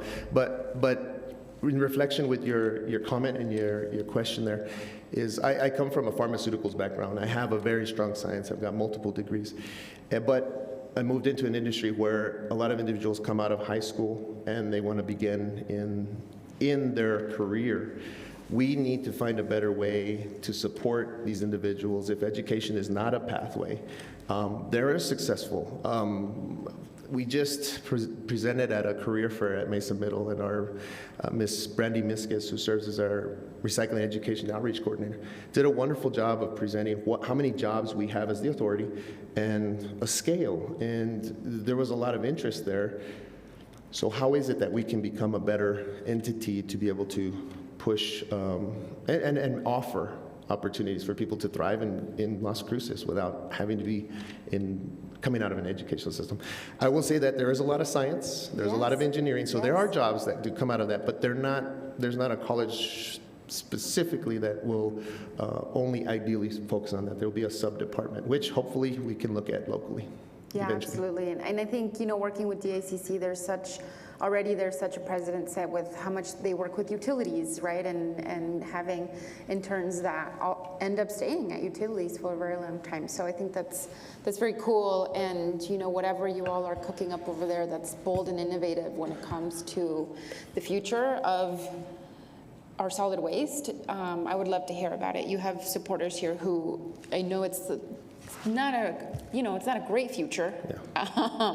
But I think there's a lot of really bold, innovative ideas that I think I'd love to hear if you have them. And then really my only question was regarding, you briefly mentioned, and this, not for this budget cycle, but for the future, the city is growing and the needs for bigger facilities are growing as well. Is that something that you have really looked at, budgeted out? What are those needs and how can the city, be supportive? Mayor Pro Tem, Councilman Como. Yes, so they have and they continue the conversations. Right now, as it stands, the Amador transfer station has been outgrown. We are all facing that, the city, our customers. And so we're humbly and responsibly trying to manage the solid waste while these move forward. A larger transfer station in the growing area, the region, systematically looked at waste sheds. It's in the design phase, and I don't want to say too much more, but it's in the design phase so that we can have an answer when the growth continues and the waste volumes over exceed our capacity beyond what we already have. So that's one, but there are many other opportunities, and I think the conversation will continue. Great, thank you. If there's ever an opening on that board, count me in. I'm already putting my name out there, Mayor. I'd love to be on. And I'm going to keep calling it the garbage board because I think that's sexier than solid waste. Everyone's like, what is that? Well, actually, when I leave, there'll be an open seat, so just to let whomever's there know about it. Councilor Graham. Thank you, Mayor. Rafael, great to see you. Weird to not be sitting at the same table with pastries. I don't love that I'm up here. And there are pastries at this board and amazing coffee. If you can just jump back 2 more slides to 3. Oh, sorry. And not a question, but mainly just pointing out how very good SCSWA is at professional development, at growing the employees who are part of your, I'll say it, family. One of the greatest things about being on the board is getting to see the quarterly employee recognition. And what I've noticed consistently is just how long these folks have been with you and how many steps they have moved up in your organization. And I regularly get teary-eyed at your board, so it's that.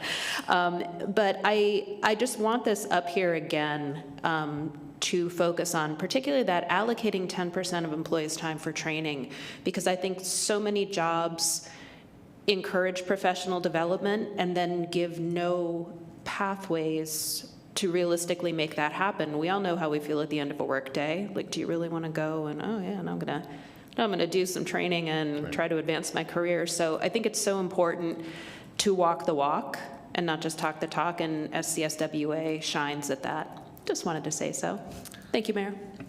Well, thank you, Councilor. If I may just add to that, myself, anecdotally, coming through many different industries that I've worked in, it's such a great thing to see when I'm a first-time deputy director and we are retiring someone of over 35 years. Another one after 25 years, another one, and continually. It gives a sense of security and assurance. But again, I appreciate what I'm able to do. I appreciate our board and what you guys allow for us to move forward in these directions. So thank you.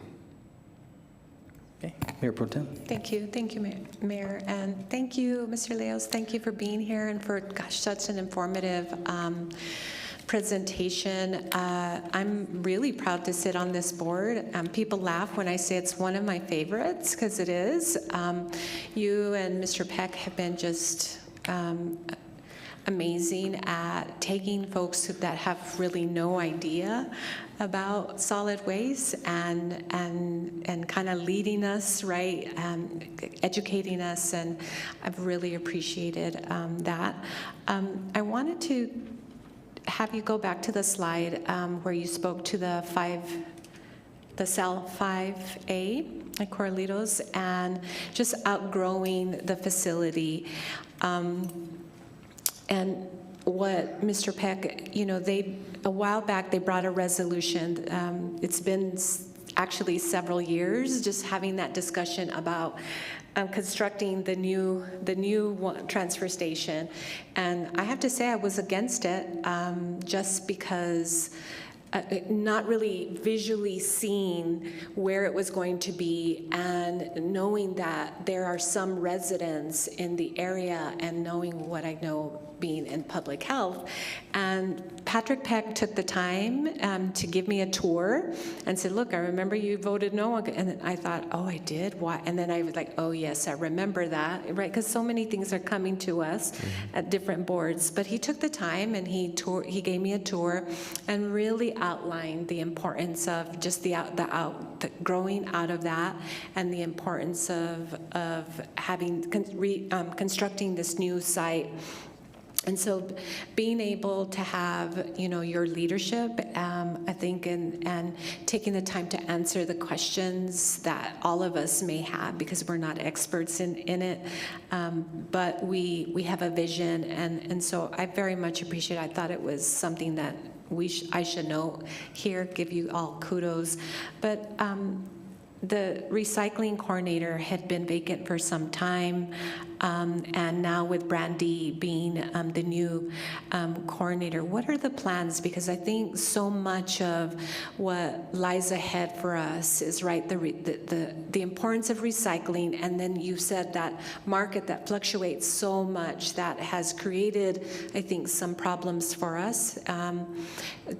What is the vision for that position, and how will it affect these cells and outgrowing facilities and such? Because I think it sort of goes hand in hand. Yeah, absolutely. Great question, Mayor Pro Tem. The vision, I think I would assign that question to Director Peck, because he has 30 plus years experience over what the long term is. But what I've gathered, what I can share, is what I've gathered from my experiences is that does tie hand in hand, because if you noticed, we're elevating our customer service, we're elevating our outreach digitally, and traditional methods, both bilingual. We're addressing everything to our area. And in doing so, the education comes in key. You yourself mentioned a tour, just illuminated everything that we do. Maybe it could lead to some type of online digital tour that we could educate more beyond just one individual at a time. We do welcome those tours to anybody here on council and in city. If they care to, we'd be happy to do that at any time. We have a great staff. Actually, I have a great support staff here too. I know I see a few of them out here that would equally happily do that. So to your question, I don't have the answer for the full vision, but it is integral. And the period that we didn't have it, we could see we were taking a step back. I actually filled that role temporarily until we continued, and I saw the need, and respect our Ms. Misquez for the work she does. It's incredible. And we look forward to growing that. I think it's an opportunity to grow that area so that we can get better education. Great, So great, good. I will definitely make sure to take note and ask Patrick that question as we have upcoming meetings. Now, to the point of not having a career path, right, to solid waste. Have there been conversations with DACC and NMSU related to that? And if you have, what has that been like? And are there things maybe that the board could have? Because it feels like it's those kinds of relationships, right, that are really, and the communication that we have with the schools, right, and all the things you're doing with the trades, and this certainly can be one of those things that we highlight as we're working with not only DACC and NMSU, but also our local school districts. Thank you for that question. Great question, Mayor Pro Tem. So thankfully, there is a response. thankfully, I can report to you that we have engaged in many conversations at various levels. Obviously, there's far sweeping changes that require a lot more administrative level that are further down the line. But we've done simple things as reach out to the welding department, and we have a lot of metal equipment, bins that need refurbishing, that this is a great opportunity to engage in that manner. We've also looked at similar things that our compatriots in the northern part of the state are looking at, because one thing that the authority has done, well, I should say executive director, he helped pioneer a group of all the solid waste providers in the state of New Mexico to meet once a month and just lay out what is the future, what are our issues, what are we dealing with from, really it came from the pandemic, a lot of how do we do this. It's provided a lot more answers. It's provided a lot more a forum for us to, a think tank and brainstorm of these. And so with that, there are programs that reached out to engineering departments to look at where civil engineering comes into play for developing individuals to manage a highly constructed cell design with a lot of earthwork, slopes. There's landfill gas systems that are highly technical. You're dealing with recapture of methane gases, green energy, et cetera, carbon footprint. So there's a big area that we can go to. I think now is the time that we're starting to see a lot more visibility to that, and that might tie into where we can have more conversations higher up. As far as what the board can do and city, partners, I think that would be great for a discussion at maybe a future board meeting. So, Excellent. Thank you again, Mr. Leos. I appreciate everything that you do. Kudos to the work. Thank you, Mayor. And to our staff, yes, thank you. Okay, any other comments? I just want to let you know, I'm working on sending a text to Dr. Torres about, because they already have the water technology, and I know that a lot of the graduates get picked up here by the city, and if you really have that big of a need, it would be nice to be able to transition and also provide that as well. So if whatever I hear, I'll relate to the Mayor Pro Tem, and she can, oh, that's right, I'm on the board too. I can probably say that. Yes, sir. I don't, yeah. Okay, well, I'm learning how to delegate. Okay, thanks Wonderful. again. Thank you very much, everyone.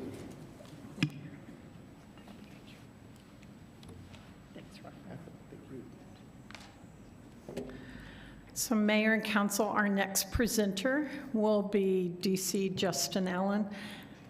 And I think he's on his way down here. I'm going to go ahead and pull up his presentation. There he is.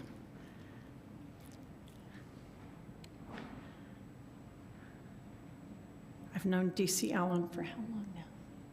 A while. A while. When he was little. There you go, sir. Thank you.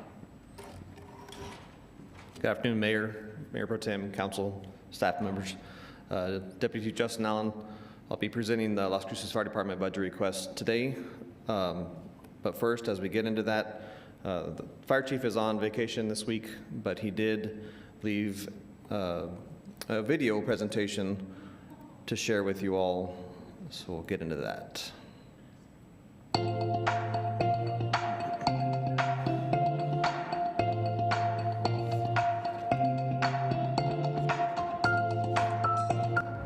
Good afternoon, Mayor, members of City Council. I'm Fire Chief Jason Smith for the record. I want to introduce the Las Cruces Fire Department fiscal year 24 budget and tell you a little bit about your fire department. LCFD is an ISO Class 1 rated department. This makes us one of the highest rated departments in the nation. We respond to over 22,000 calls for service a year. 14,000 or more of those are for EMS.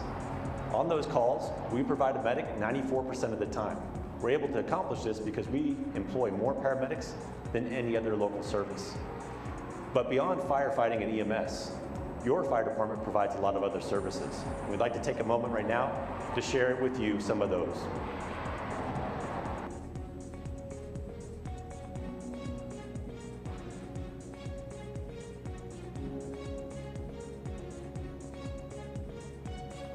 During fiscal year 23, LCFD has 188 approved positions. 182 of those are sworn firefighters. That leaves 6 civilian positions to support our staff in their mission to respond to over 22,000 calls per service every year, as well as the thousands of hours of training they require to support us in purchasing, logistics, and management.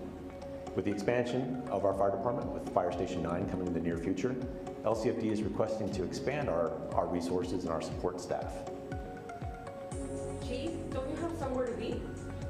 I've got to finish this budget presentation.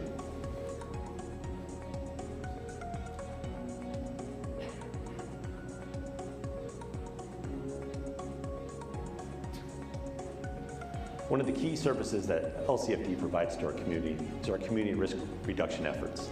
That includes fire prevention, mobile integrated healthcare, and Project Light, as well as community engagement. We work hard on performing inspections of all of our businesses every year. We have over 4,000 businesses that require a yearly inspection. With our efforts of fire prevention and our operations crews, we're able to get 50% of those inspections done every year. That's why you'll see in our request, we are looking at expanding our resources to accomplish a greater percentage of those inspections.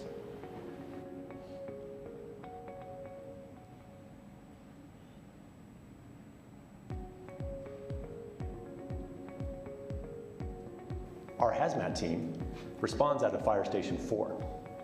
This team specializes in responding to hazardous material release, including accidents involving railway, highway transportation, and pipeline. This team is the only FEMA Type 1 team in southern New Mexico. Being that it is, we respond regionally to hazmat calls.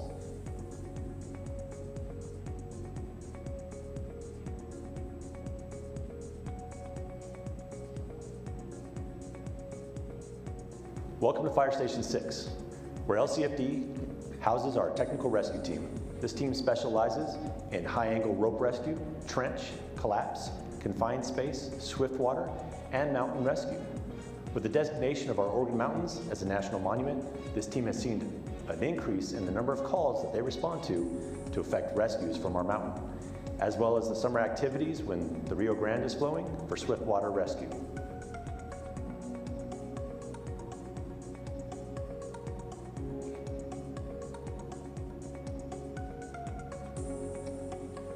Council, are you looking for a flight to Albuquerque, the Las Cruces Fire Department, out of Fire Station 7 with our aircraft rescue firefighting team?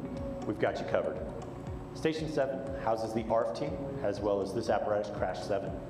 They respond to the West Mesa Industrial and Innovation Park, as well as LRU.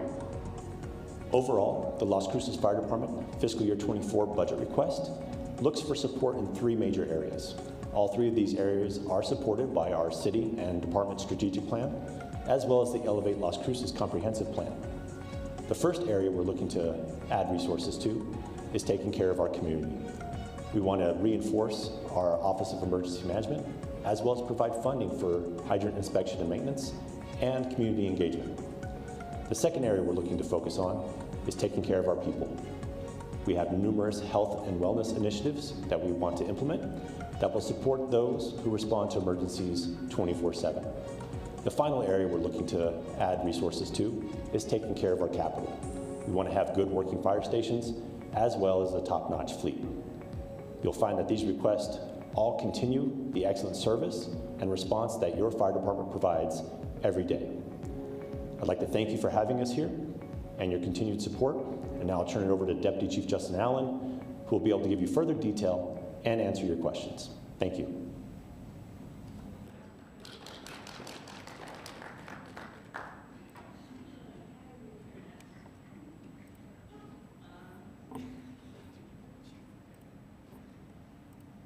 So I have to thank Chief Smith for taking the time out of his week last week to complete that video, to provide a little bit of insight to what we're asking for, and give me a little bit of direction. So getting into our budget review for this year, we're actually going to go over our budget timeline. We have our current fiscal year needs for fiscal year 23, our upcoming fiscal year 24 level 2 and level 3 needs, our future fiscal year 25 needs that we've are looking to address, and our projected fiscal year 26 needs.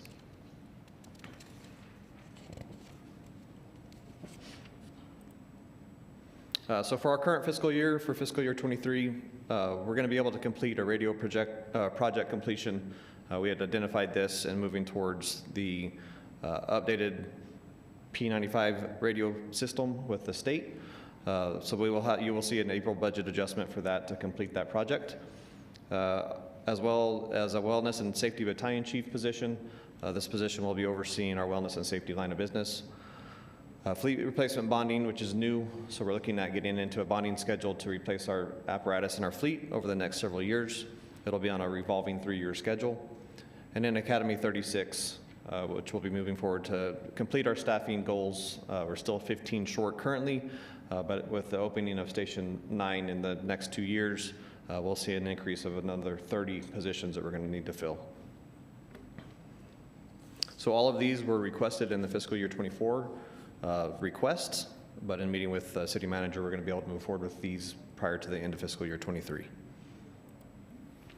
One of our goals is caring for our personnel. So again, the safety and wellness battalion chief, that position will be in charge of physicals, immunizations for our personnel, our peer support group, and our program, exposure reporting, as well as in charge of any pandemic response. We also have a cancer wellness and screening initiative that we are requesting for, and this position will also oversee that as well. Safeguarding our capital, so we're looking at trying to obtain a tenable fleet replacement cycle. This will be a bond cycling program, around 5.2 to 5.3 million every 3 years. We are accounting for the principal and interest in our budget request, looking at around a $500,000 per year loan payment for this bond. This will allow us to replace some of our current fleet. Currently, we're looking to replace some of our special units as well. Our ARF truck is in need of replacement. It has almost reached the end of its life cycle, as well as some of our hazmat and our technical rescue units as well.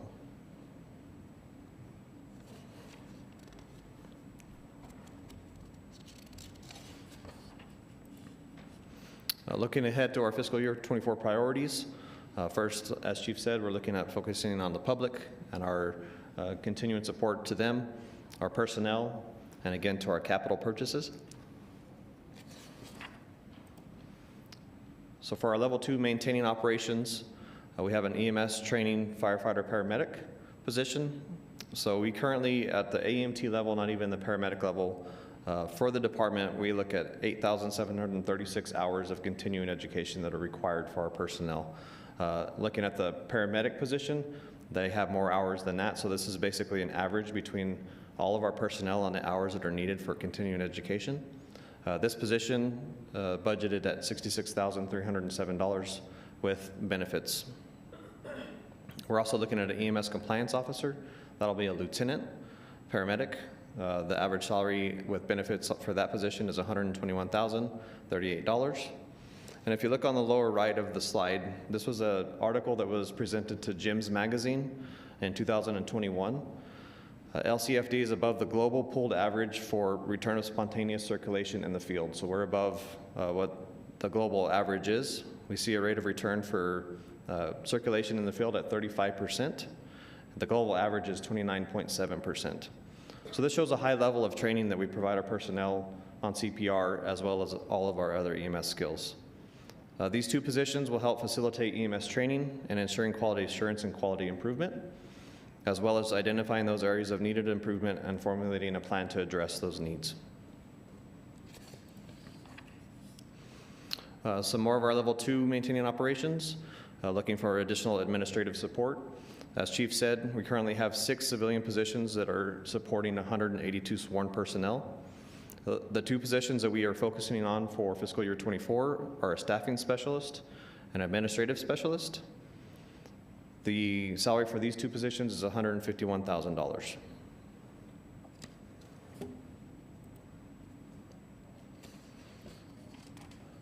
For our fire prevention, as he stated, we have around 4,000 business inspections that we're trying to accomplish inspection on annually. Currently, our goal, the number that we're meeting is 50% of those. We're looking to add a fire inspector position, and the salary and benefits for that is $99,697. Currently, we also have our fire crews that they go out and provide inspections as well. And for all of the crews, we see about 900 inspections per year that are completed by on-duty, on-shift personnel. An additional inspector would potentially allow us to get to that 100% completion rate for our inspections annually. We also have around 4,000 fire hydrants in the city. There was a hydrant inspection program that was in place, a hydrant inspection and maintenance program that was through the Water Utilities Department. They've been unable to staff those positions since 2019. So we're requesting funding with the Water Utility Department to contract with an outside agency to provide the testing for and maintenance of our hydrants within the system, looking at around $120,000 from us and $120,000 from the water utility to be able to accomplish this. This is one of the areas that we saw the biggest hit when we did our ISO review. It was just in the maintenance, inspection, and repair of our hydrants within the system.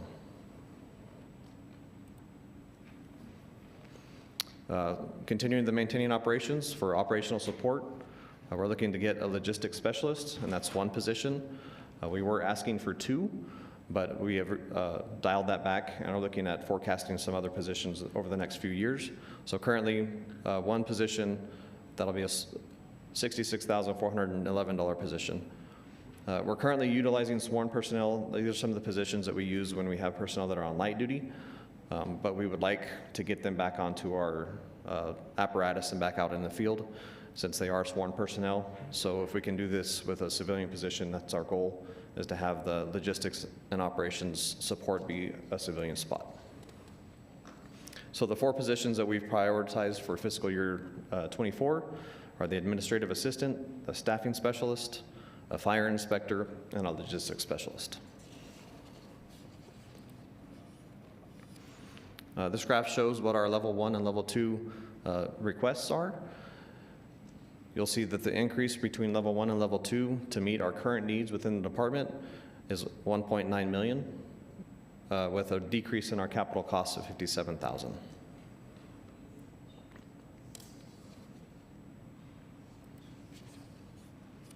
For our level 3, we're focusing on our personnel and our capital. So looking at our focus on our personnel, something we are requesting is a cancer screening initiative. New Mexico does have a presumptive law that states that cancer is presumptive within firefighting services. The cancer risk within firefighters, just by some of the numbers that we see, we're at an increased risk of developing cancer. We're 9% higher being diagnosed with cancer than the general population, and we're 14% higher at risk of dying from cancer than the general population. So this $75,375 request would be an initial baseline evaluation for our entire membership. Some more of our caring for our personnel is the mental health support. We currently have our peer support group. What we want to do is add this Cortico Health Wellness app to our peer support. It's at an annual cost of $15,000. It allows our members to complete self-assessments that can be used as an early identification tool. PTSD has also been added as a presumptive illness within New Mexico for firefighters, and this has already been approved for us to use through the TIP. So in summary, for our fiscal year 24, what we're trying to do is meet our community needs. Our ISO numbers are for our protective class, our ISO 1 by getting our hydrants annually inspected and some of our inspections done on an annual basis will meet these needs. Continuing our support for OEM, we are required through our JPA to support OEM and their growth, and then education and prevention of our community. Our personnel, we're looking at our safety and wellness, and then our capital, looking at our fleet and facilities and continuing our maintenance there.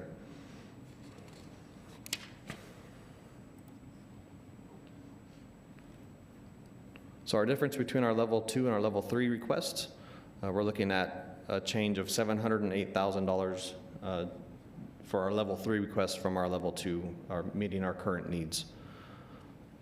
So all 3 of these areas are supported by the department and in the city strategic plans, and as well as the Elevate Las Cruces comprehensive plan.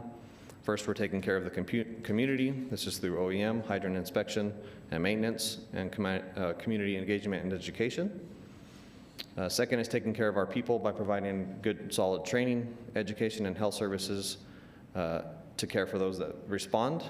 And then finally, we are caring for our capital that is invested in the department by maintaining our fleet and our stations. So looking at our future budgets, fiscal year 25, as we all know, MIH and Project Light has just started. So as we move forward over the next 6 months to a year, identifying our needs within Project Light, identifying areas of growth and what we need to meet the community needs. We will be asking for a senior management analyst to assist with our current management analysts, additional logistics support. We'll be looking for that increased firefighter staffing to staff out Station 9 when it is completed, as well as increasing our prevention staffing.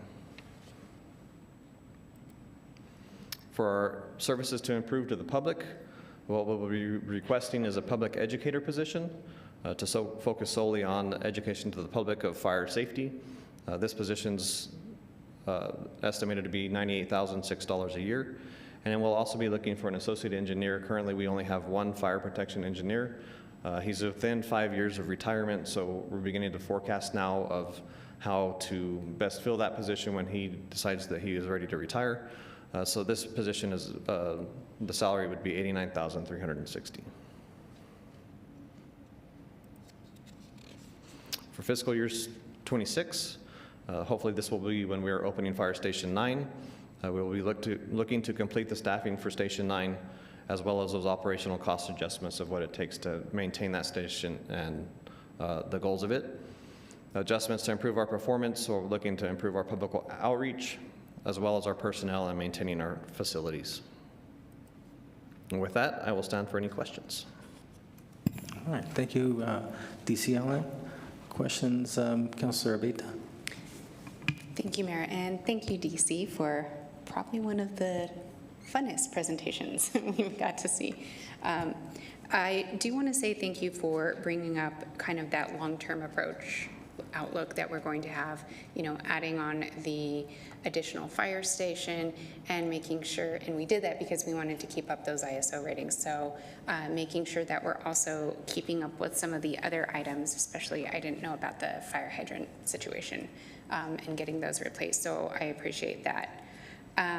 When looking at that admin and staffing, when we start to look at these other stations too, are we going to have any of those admins, are they going to be centralized, or are they going to start being able to be positioned in the different stations? Thank you for the question, Mayor, Councilor Beta. So currently our plan is to continue housing all of our administration staff at Station 1. Okay, and how is the I guess, spacing looking in Station 1 then as we're increasing with personnel? Currently our staffing, our level of offices is looking pretty good. We're actually in the middle of a remodel to add some office space there now. And then we are currently looking at some grant funding for an MIH building, which would move the MIH and Light programs to their own facility, hopefully within the next 2 to 5 years. Great, thank you. And I do just want to make mention, you know, I've really appreciated, there's been a lot of new programs that have been put within your department, and I think it's always good for us to remember, you know, those core functions that you are doing, especially when it comes to the volume of even EMS calls that you have to handle. So I want to make sure that I'm recognizing as a counselor all those different needs and responses you do, even as we're adding all these other new programs. So thank you, and thank you, Mayor. Thank you. Thank you. Councilor Bencomo? Thanks, Mayor. Thank you so much, DC. I appreciated you giving us the year 25, 26, what to expect. My only question is regarding salaries, and if that's, I imagine that's a big chunk of what you already included, and given the comprehensive, what was that called? I'm sorry, the study. Mm-hmm. Yes, the class study. I imagine that you did have some salary changes, and then I think next year is the fire union is renegotiated. Is that correct? Mayor, Councilor Bencomo, yes, that is correct. The fire contract will be renewed next year, so they should start within the next 6 months on the negotiations, I believe. But we did include the class and comp study in our forecast for the positions and salaries through our budget request. Okay, and yes, this next fiscal year, right, is the fire Correct. union? Okay, thank you. I just wanted clarification and for us to expect potential changes in salaries then as well. Thank you, Mayor. Mayor Pro Tem? Thank you, Mayor. Thank you, DC Allen. Appreciate your presentation and Chief's presentation about the type of assessment or baseline evaluation and who would do it, and what is it different from any other cancer screening that one might have through their doctor? Thank you for the question, Mayor and Mayor Pro Tem. So I believe we haven't fully established who would be doing the cancer screening. There are several different specific fire service related cancer programs that do the screening. We've looked at a couple of them. So I don't know that it would necessarily be a specific cancer doctor here in the area, or if we were going to go with a provider that this is typically what they look at specifically. But they do look at cancer in both male and female firefighters with prostate cancer, testicular cancer, ovarian cancer, all of the major cancers that we see a greater risk of within the fire service. Colon cancer, and some of those are esophageal. So there's several ones that they look specifically at. How they do it, I can't specifically answer, though. I'd have to get back to you on that. Okay, no problem. I understand. And then slide 16, you have mentioned that you already are doing this app. Did I hear you correctly, or no? We have, sorry, Mayor Pro Tem, we were approved for this app through the TIP. We just hadn't funded it yet. We have a couple of personnel that have trialed it to see how it fits, and currently LCPD does use this app as well, the Cortico app. So we're looking to see how well it's going to fit within the fire service. We've received fairly good feedback from our personnel as a platform of being able to do some of those self-studies and really look at some of our personnel's own well-being as they look at it from their side. Yes. But currently, the funding hasn't been approved, but it has been approved through the TIP. Say that again, I'm sorry. We haven't had the funding to approve it yet, but it has been, when we looked into it before, we had the technology improvement plan look at it and ensure that we could do it. So Okay. it has been approved through them. Okay, thank you, thank you. So it has been funded? It hasn't been funded yet? Correct. Okay. And then you mentioned with this slide, the peer support group. Can you Yes. speak more to that? So we do have a peer support group in place now with some of our social workers that are in our MIH and light programs. Those social workers, huh? All touchy-feely and yeah. They've done very well. As well as some of our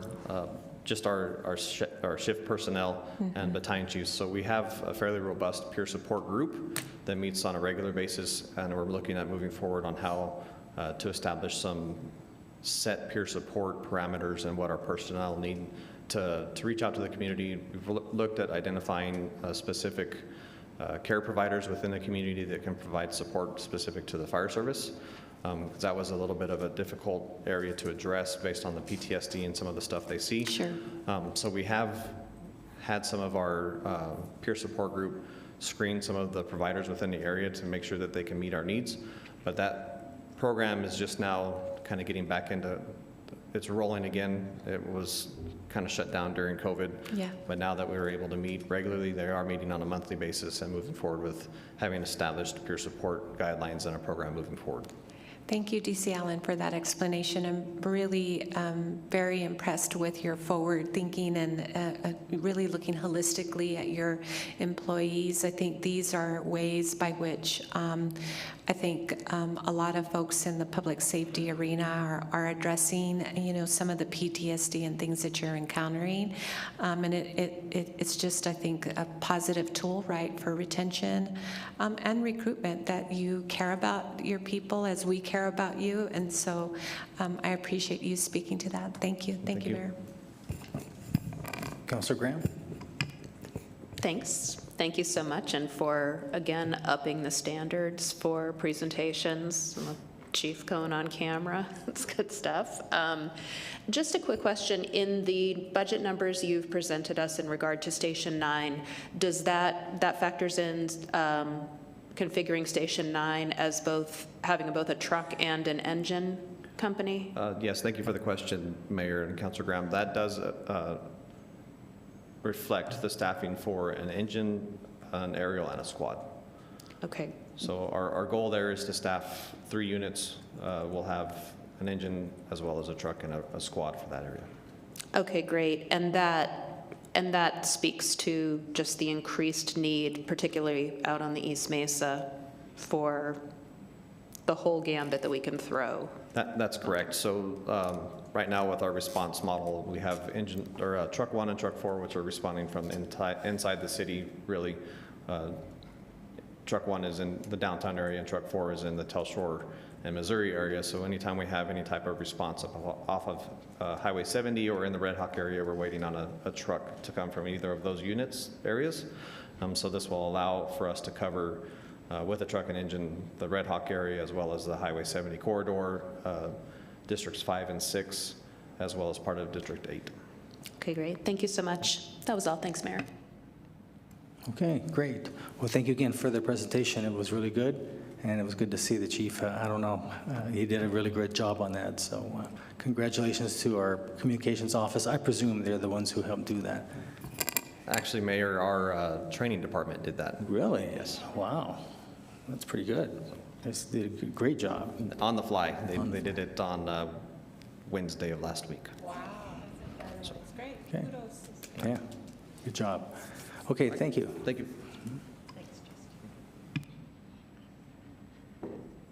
Mayor, Council, I'd like to introduce our last speaker, and it is Natalie Green for Housing and Neighborhood Services. She's our Housing Neighborhood Services Manager.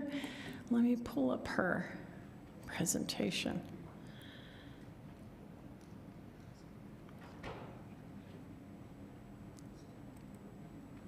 There she is. Good afternoon, Mr. Mayor, members of council. I'd like to think you're saving the best for last, but fire, it's a tough act to follow.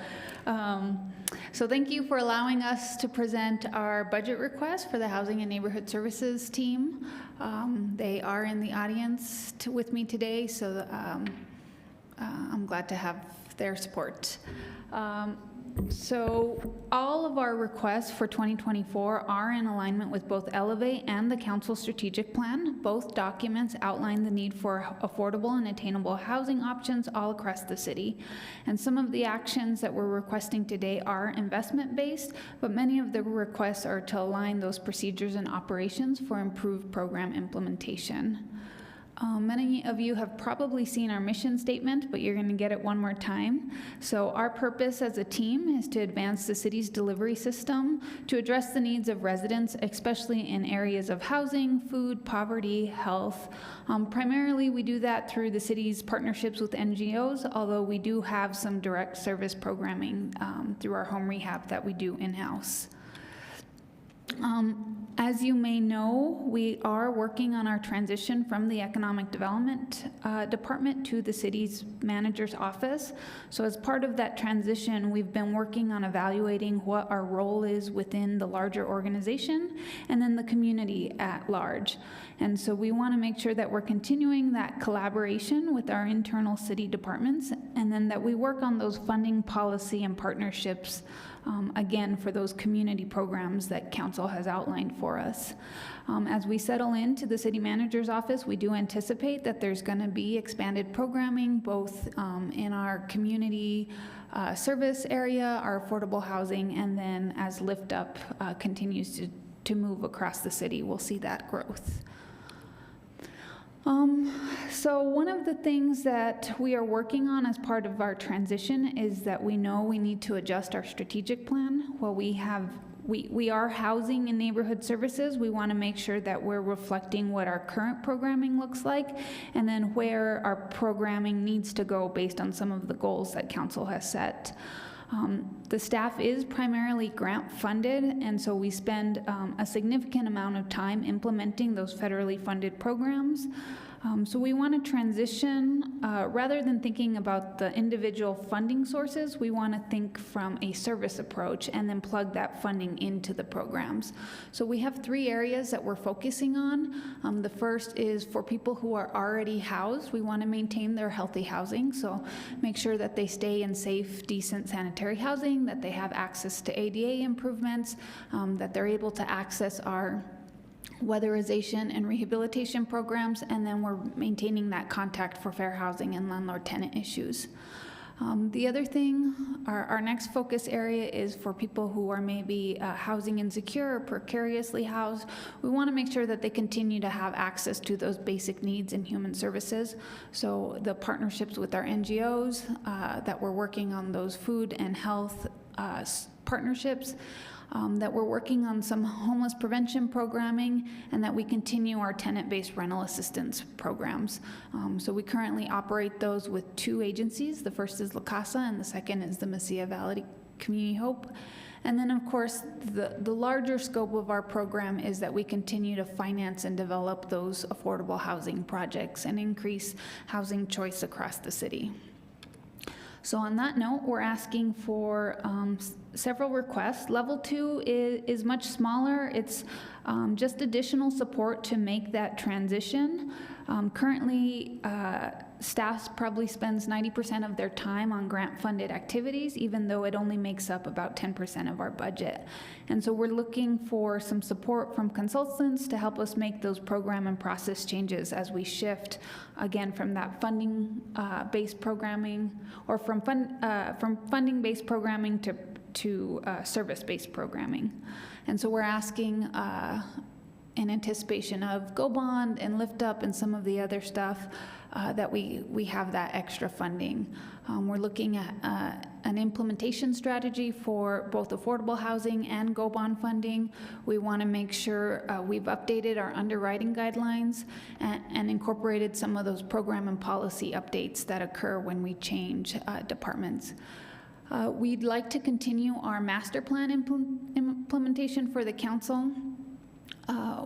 While this is not a traditional focus area of housing and neighborhood services, because of our collaboration with the campus, we want to make sure that we are continuing that project. We are working on a housing development for permanent supportive housing directly on the campus, and this would support some of that activity. And then we've requested some Lift Up Las Cruces programming funding, so we can circle back with those residents and then work on the next transition to the new space. And then we've asked for some staff support. Again, since staff is primarily grant funded, they can only work on grant activities. And so we're asking for some general fund to support a portion of their salaries so they can be used more widely to support some of those other activities that aren't necessarily grant funded. Our level 3 requests, the first is for a HUD grant manager. We're asking for this staff position because they would focus more on the day-to-day implementation required for HUD grant programs. It's very labor intensive, and the city is recognized as a high-performing grantee by the U.S. Department of Housing and Urban Development. And as we make these process changes, we want to make sure that we maintain that track record moving forward. So someone who could focus on that as we grow the other programs. Is what we're looking for. We do have a number of projects moving forward in the next year, so we are asking for an increase in our impact fee waiver program. While it is a waiver for the affordable housing developer, we actually make the departments whole and transfer those funds that they normally would have received to their budgets. And so that would include our public safety and our Parks and Rec fee waivers that we help cover. Pending the outcome of our pilot program, we are looking to increase that revolving loan fund in the new fiscal year. So we'll be working on that implementation over the next couple months, but we do anticipate the need for an increase come the new fiscal year. Another item is we're working on our land bank, affordable housing land banking implementation. There's only 5 parcels in the land bank, but we'd like to grow that program. And so we're looking to purchase a single-family subdivision. It's a 52-lot subdivision. We put a temporary price per lot in there. We would actually be negotiating that with the developer. So we don't have the per lot cost, that's just a temporary estimate. And then council has already committed or done a pre-commitment of funding for 2 affordable low-income housing tax credit projects, and so those are in underwriting right now with MFA. We anticipate that approval coming forward over the summer, and we'll be moving to close on those funding. We don't think we'll need the funding until the second quarter, but we do want to anticipate, or council to anticipate that request coming forward.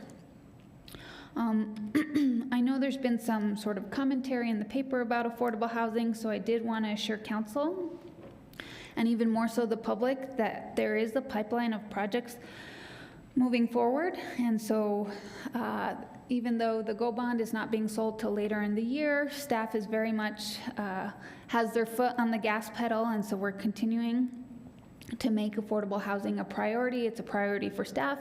It's a priority for the city council. And so we are just working to align that GO bond with the timing of projects. And so we do want to, our goal is to onboard just under 1,000 units within 4 years. And so we're monitoring the timelines of each of these projects moving forward. And so the development and construction timeline just hasn't been as linear as we'd like it to be, but again, we'll continue to monitor those and report back on those projects. But staff and council is committed to those funding and partnerships and addressing the community needs across the housing continuum from homelessness to homeownership. So with that, I'll stand for any questions.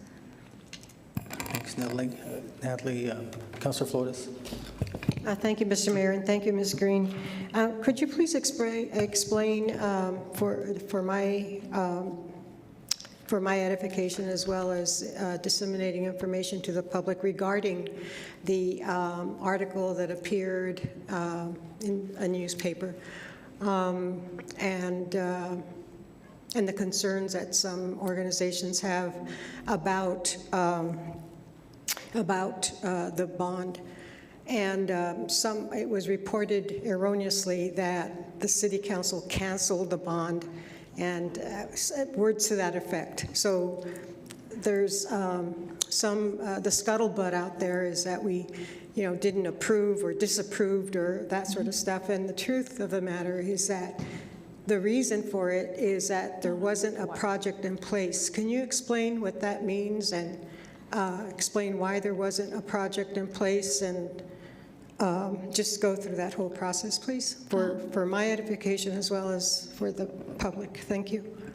Mr. Mayor, Councilor Flores, so the GO bond is a taxable bond, so the projects are in place. We're just choosing to sell that bond at a later date. There is a process within the trust fund that we are required to go through. There's a committee that needs to make some recommendations to you, council, as a body for that financing. And so we want to make sure we're honoring that committee and the public process as we bring those projects forward. So the GO bond is still moving forward, but because they were a different type of bond, we wanted to make sure the non-taxable bonds got the best rate possible. And so that's why the taxable bond is being sold at a later date. And is there a project now in line? Is there a project? There are a number of projects online, but they have not been officially recommended or gone to the committee to be recommended to this body for approval. So we're going to go through that process first. And how soon will that be? Mr. Mayor, Councilor Flores, the committee is being amended, so you'll see that amendment to the committee in your next 2 council meetings. And then as soon as this council appoints members, we're ready to go through the process for project selection. Do you foresee that it'll be within this calendar year? Mr. Mayor, Councilor Flores, absolutely. Okay. And then my other question is, in slide 7, there was the land acquisition for single-family subdivisions. Is that the one that we recently approved with Tierra del Sol? Mr. Mayor, Councilor Flores, that is not. That is a new project. This is actually one of the projects we're potentially looking at for a GO bond. It would purchase developed lots that we would then disperse out to our affordable housing partners like Tierra del Sol or Habitat to build single-family housing. Okay, Habitat usually just builds one house at a time though, right? I mean, it's not very... Mr. Mayor, Councilor Flores, they build anywhere from 2 to 5 at a time, but their build cycle is from October to April every year, and they use a lot of sweat equity and volunteer labor, which has kind of suffered during the pandemic, but they're gearing that process up. And they're actually one of the reasons we looked at buying a subdivision is because during the height of the pandemic, they were looking for land. And because they utilize federal funds, there's an environmental process that takes anywhere from 60 to 90 days. So they were getting halfway through that process, and developers were selling the land before they could complete that process, and we were starting all over. So this would let the city hold those lots within the land bank and then slowly distribute those out to our partners. So it gives them some long-term sort of viability on land, and they can focus on building and not having to buy land. So at this point, the 52 lot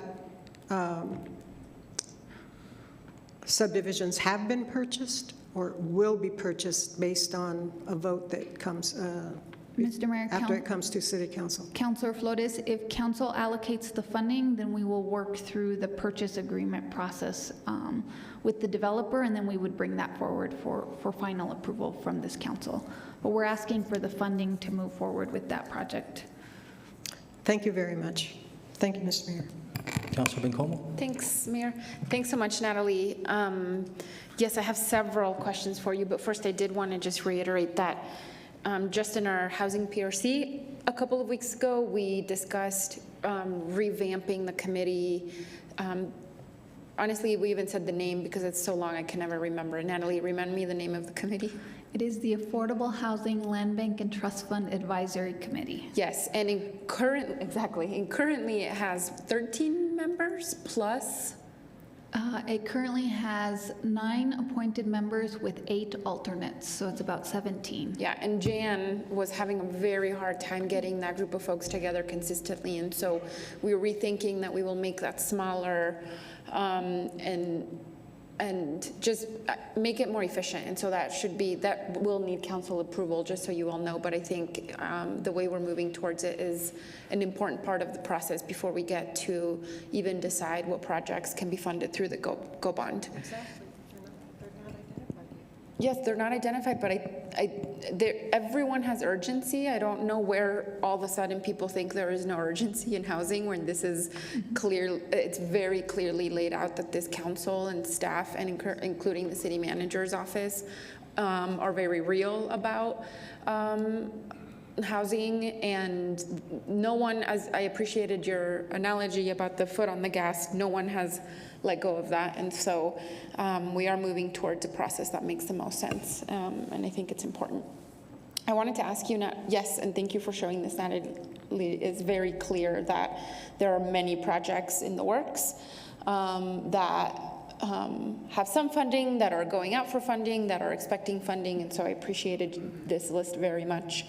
Natalie, back to your presentation, you did include that you needed to expand staffing support for some of these things, and I wondered, Lift Up, has that been officially assigned now to your care? Mr. Mayor, Councilor Bencomo, Lift Up currently is within my oversight. So we are looking to fill, we have a position that was allocated as that. We'll be publishing that position out for hire. And so then that person will be dedicated to Lift Up. The current staff, because they're grant funded, they can't work on Lift Up, so it really falls to me, which is why we're asking for that HUD grant manager, because then they can work on HUD grants, and then I can work on oversight of both affordable housing, Lift Up, and then some of the other staff changes. I know that when we first were talking about this, it sort of lived under the constituent services program staff. I know that we've gone through some unfortunate transition in that department. I'm wondering if you think, I guess I'm wondering if it makes more sense there or it does with you if you get the necessary staffing. Mr. Mayor, I would defer that to management, but I do want to congratulate Katrina Godinez. So she's your new community engagement. So she comes from the Housing and Neighborhood Services section. So we really are one department, one city. So we look forward to supporting her in her role. And so if it does transition there, we'll work through that transition. Again, we really are just, we're all sort of one department. Absolutely. So it's, whether it's within the community engagement piece or it's in housing, we're still lines of business within the city manager, so. Thanks, Natalie, I appreciate that very much. Yeah, so I'll keep having conversations with EFO about that for sure. And then the impact fee waivers, Natalie, are those all across the city or are those impact fee waivers only given to like infill development? Mr. Mayor, Councilor Bencomo, so impact fee waivers are assessed all across the city. I don't believe that they are waived in the infill. Permit fees are in the infill, but not impact fees. And so when an affordable housing development comes forward, I always tell people affordable housing is a misnomer. It doesn't mean it's cheaper to build. It costs the same, if not sometimes more. So they are assessed the same impact fees, the same well, not the same permit fees anymore, so they got a 50% discount moving forward starting February 2nd, so we thank community development for that. So when they do move through, they are assessed that fee, and so the impact fee waiver budget just covers that fee on behalf of the Habitat House or the Tierra del Sol house. Okay.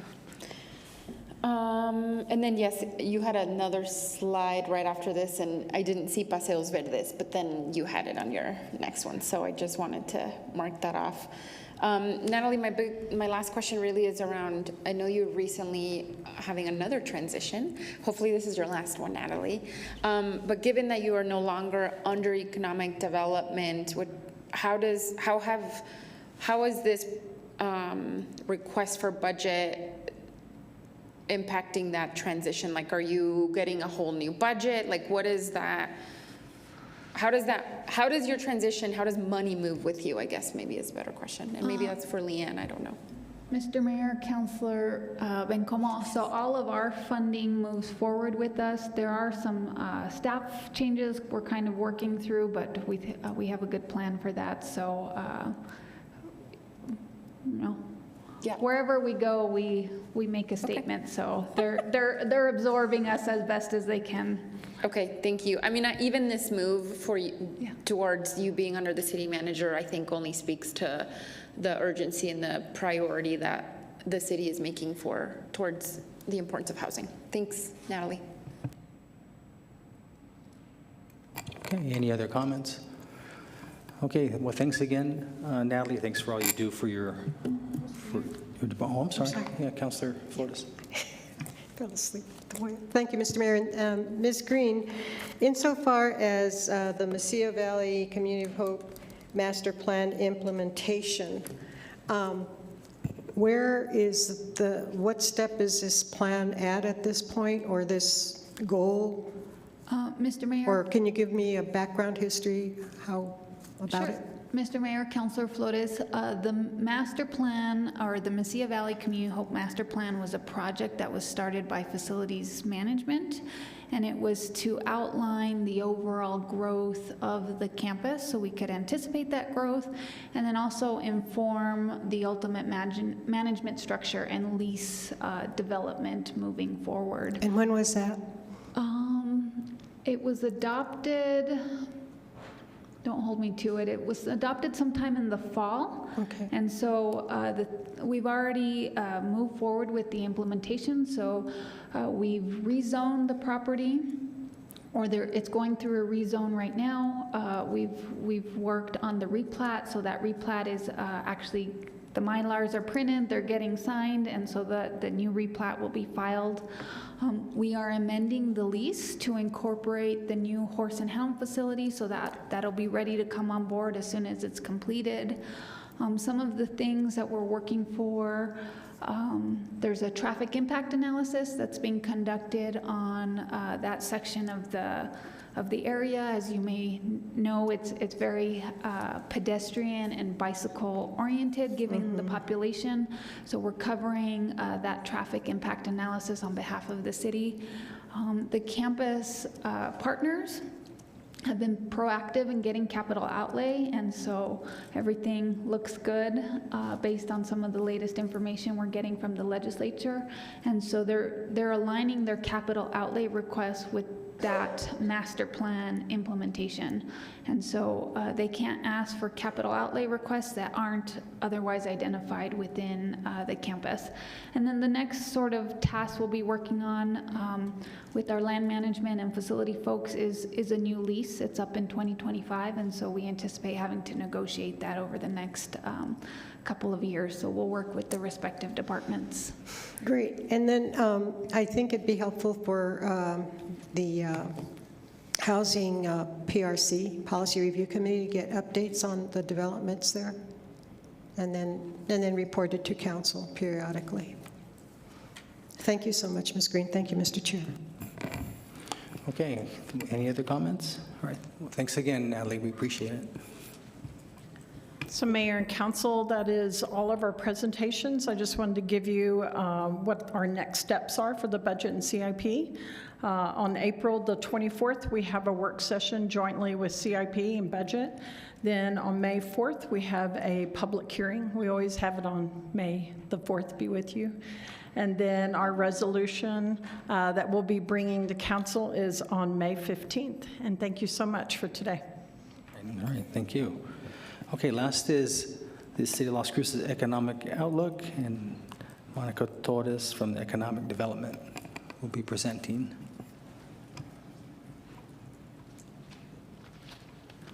You also have a PhD, right? So you also are a Dr. Monica Torres, yeah.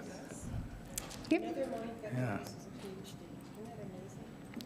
Thank you, Mr. Mayor and members of City Council. My name is Monica Torres. I'm the city economist with Economic Development, and I will be giving you an overview on the latest data on employment, unemployment, and industry trends. Following the pandemic-related shutdowns, the employment level in the city started to recover, and preliminary data for December indicates that employment added about 475 workers as compared to December 2021, and about 162 as compared to pre-pandemic levels in December 2019. On the other hand, the labor force lost about 266 persons in December 2022 as compared to December 2021, and about 700 as compared to pre-pandemic levels in December 2019.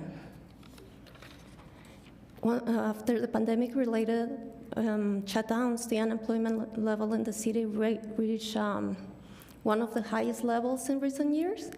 However, ever since it's been trending down. Preliminary data on December indicates that the unemployment rate for the city reached about 3.1%. That's 1.5 percentage points lower as compared to December 2021, and 1.8 percentage points lower as compared to December 2019. There were about 1,476 persons actively looking for a job in December.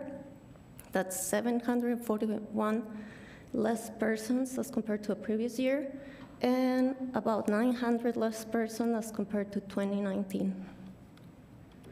On the Las Cruces MSA, total non-farm employment grew about 2.4%. That's about 1,800 additional payrolls. On the private sector, education and health services added about 700 positions, and leisure and hospitality about 400. On the public sector, local government added about 800 payrolls. 2022 was also characterized by high inflation. While inflation has been trending down after reaching a 40-year-old high in June, In January at 6.3, it remains pretty high.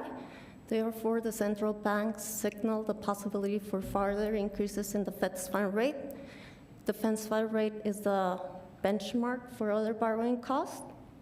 Increases in this rate translating to increases in other rates to it makes borrowing more expensive, and then it can impact demand and employment.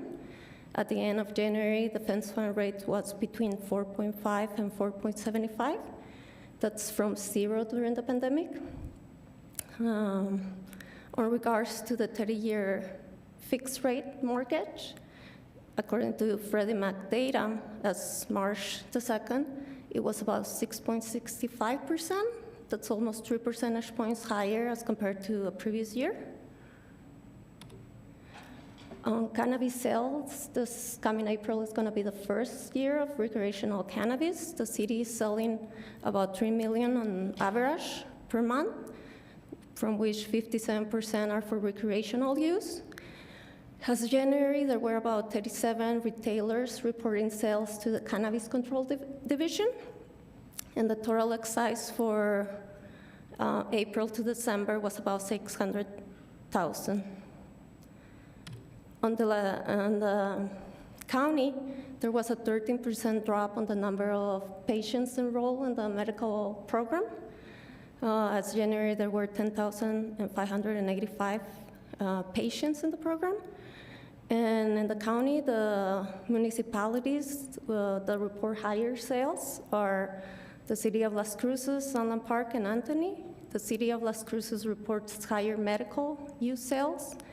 In regards to recreational sales, Sunland Parks have been trending higher, the sales, and December, January, and February recorded slightly higher sales as compared to other municipalities in the county. In regards to ERT, nominal ERT has been trending higher. December 2022 rose about 5% as compared to December 2021. And overall, in 2022, ERT grew almost 10% as compared to 2021. And looking ahead, well, there's been solid job gains and unemployment rate that remains among the lowest rates in the recent years in the city. So there's still a robust job market. ERT continues to follow an upward trend. And while inflation has been trending now down after reaching a 40-year high in June, it's still pretty high. Therefore, the central bank will most likely maintain a restrictive policy stance until incoming data confirms that inflation is in a sustained downward path.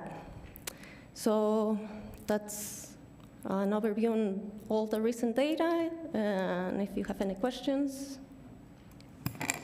Questions? No. I think you did a great presentation and silenced them. That's pretty good. Okay. Okay. Well, thank you again, Dr. Torres. We appreciate it. Appreciate what you do there in economic development. Thank you. Okay. Thanks. Okay, so I think that's it. So entertain a motion to adjourn. Move to adjourn. Second by Flores. Motion made by Councilor Abeyta, second by Councilor Flores. We adjourn. Christine?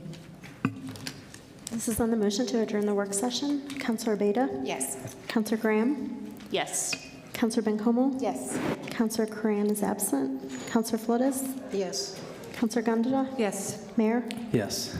Okay, we're adjourned. It's 3:27 p.m. Thank you.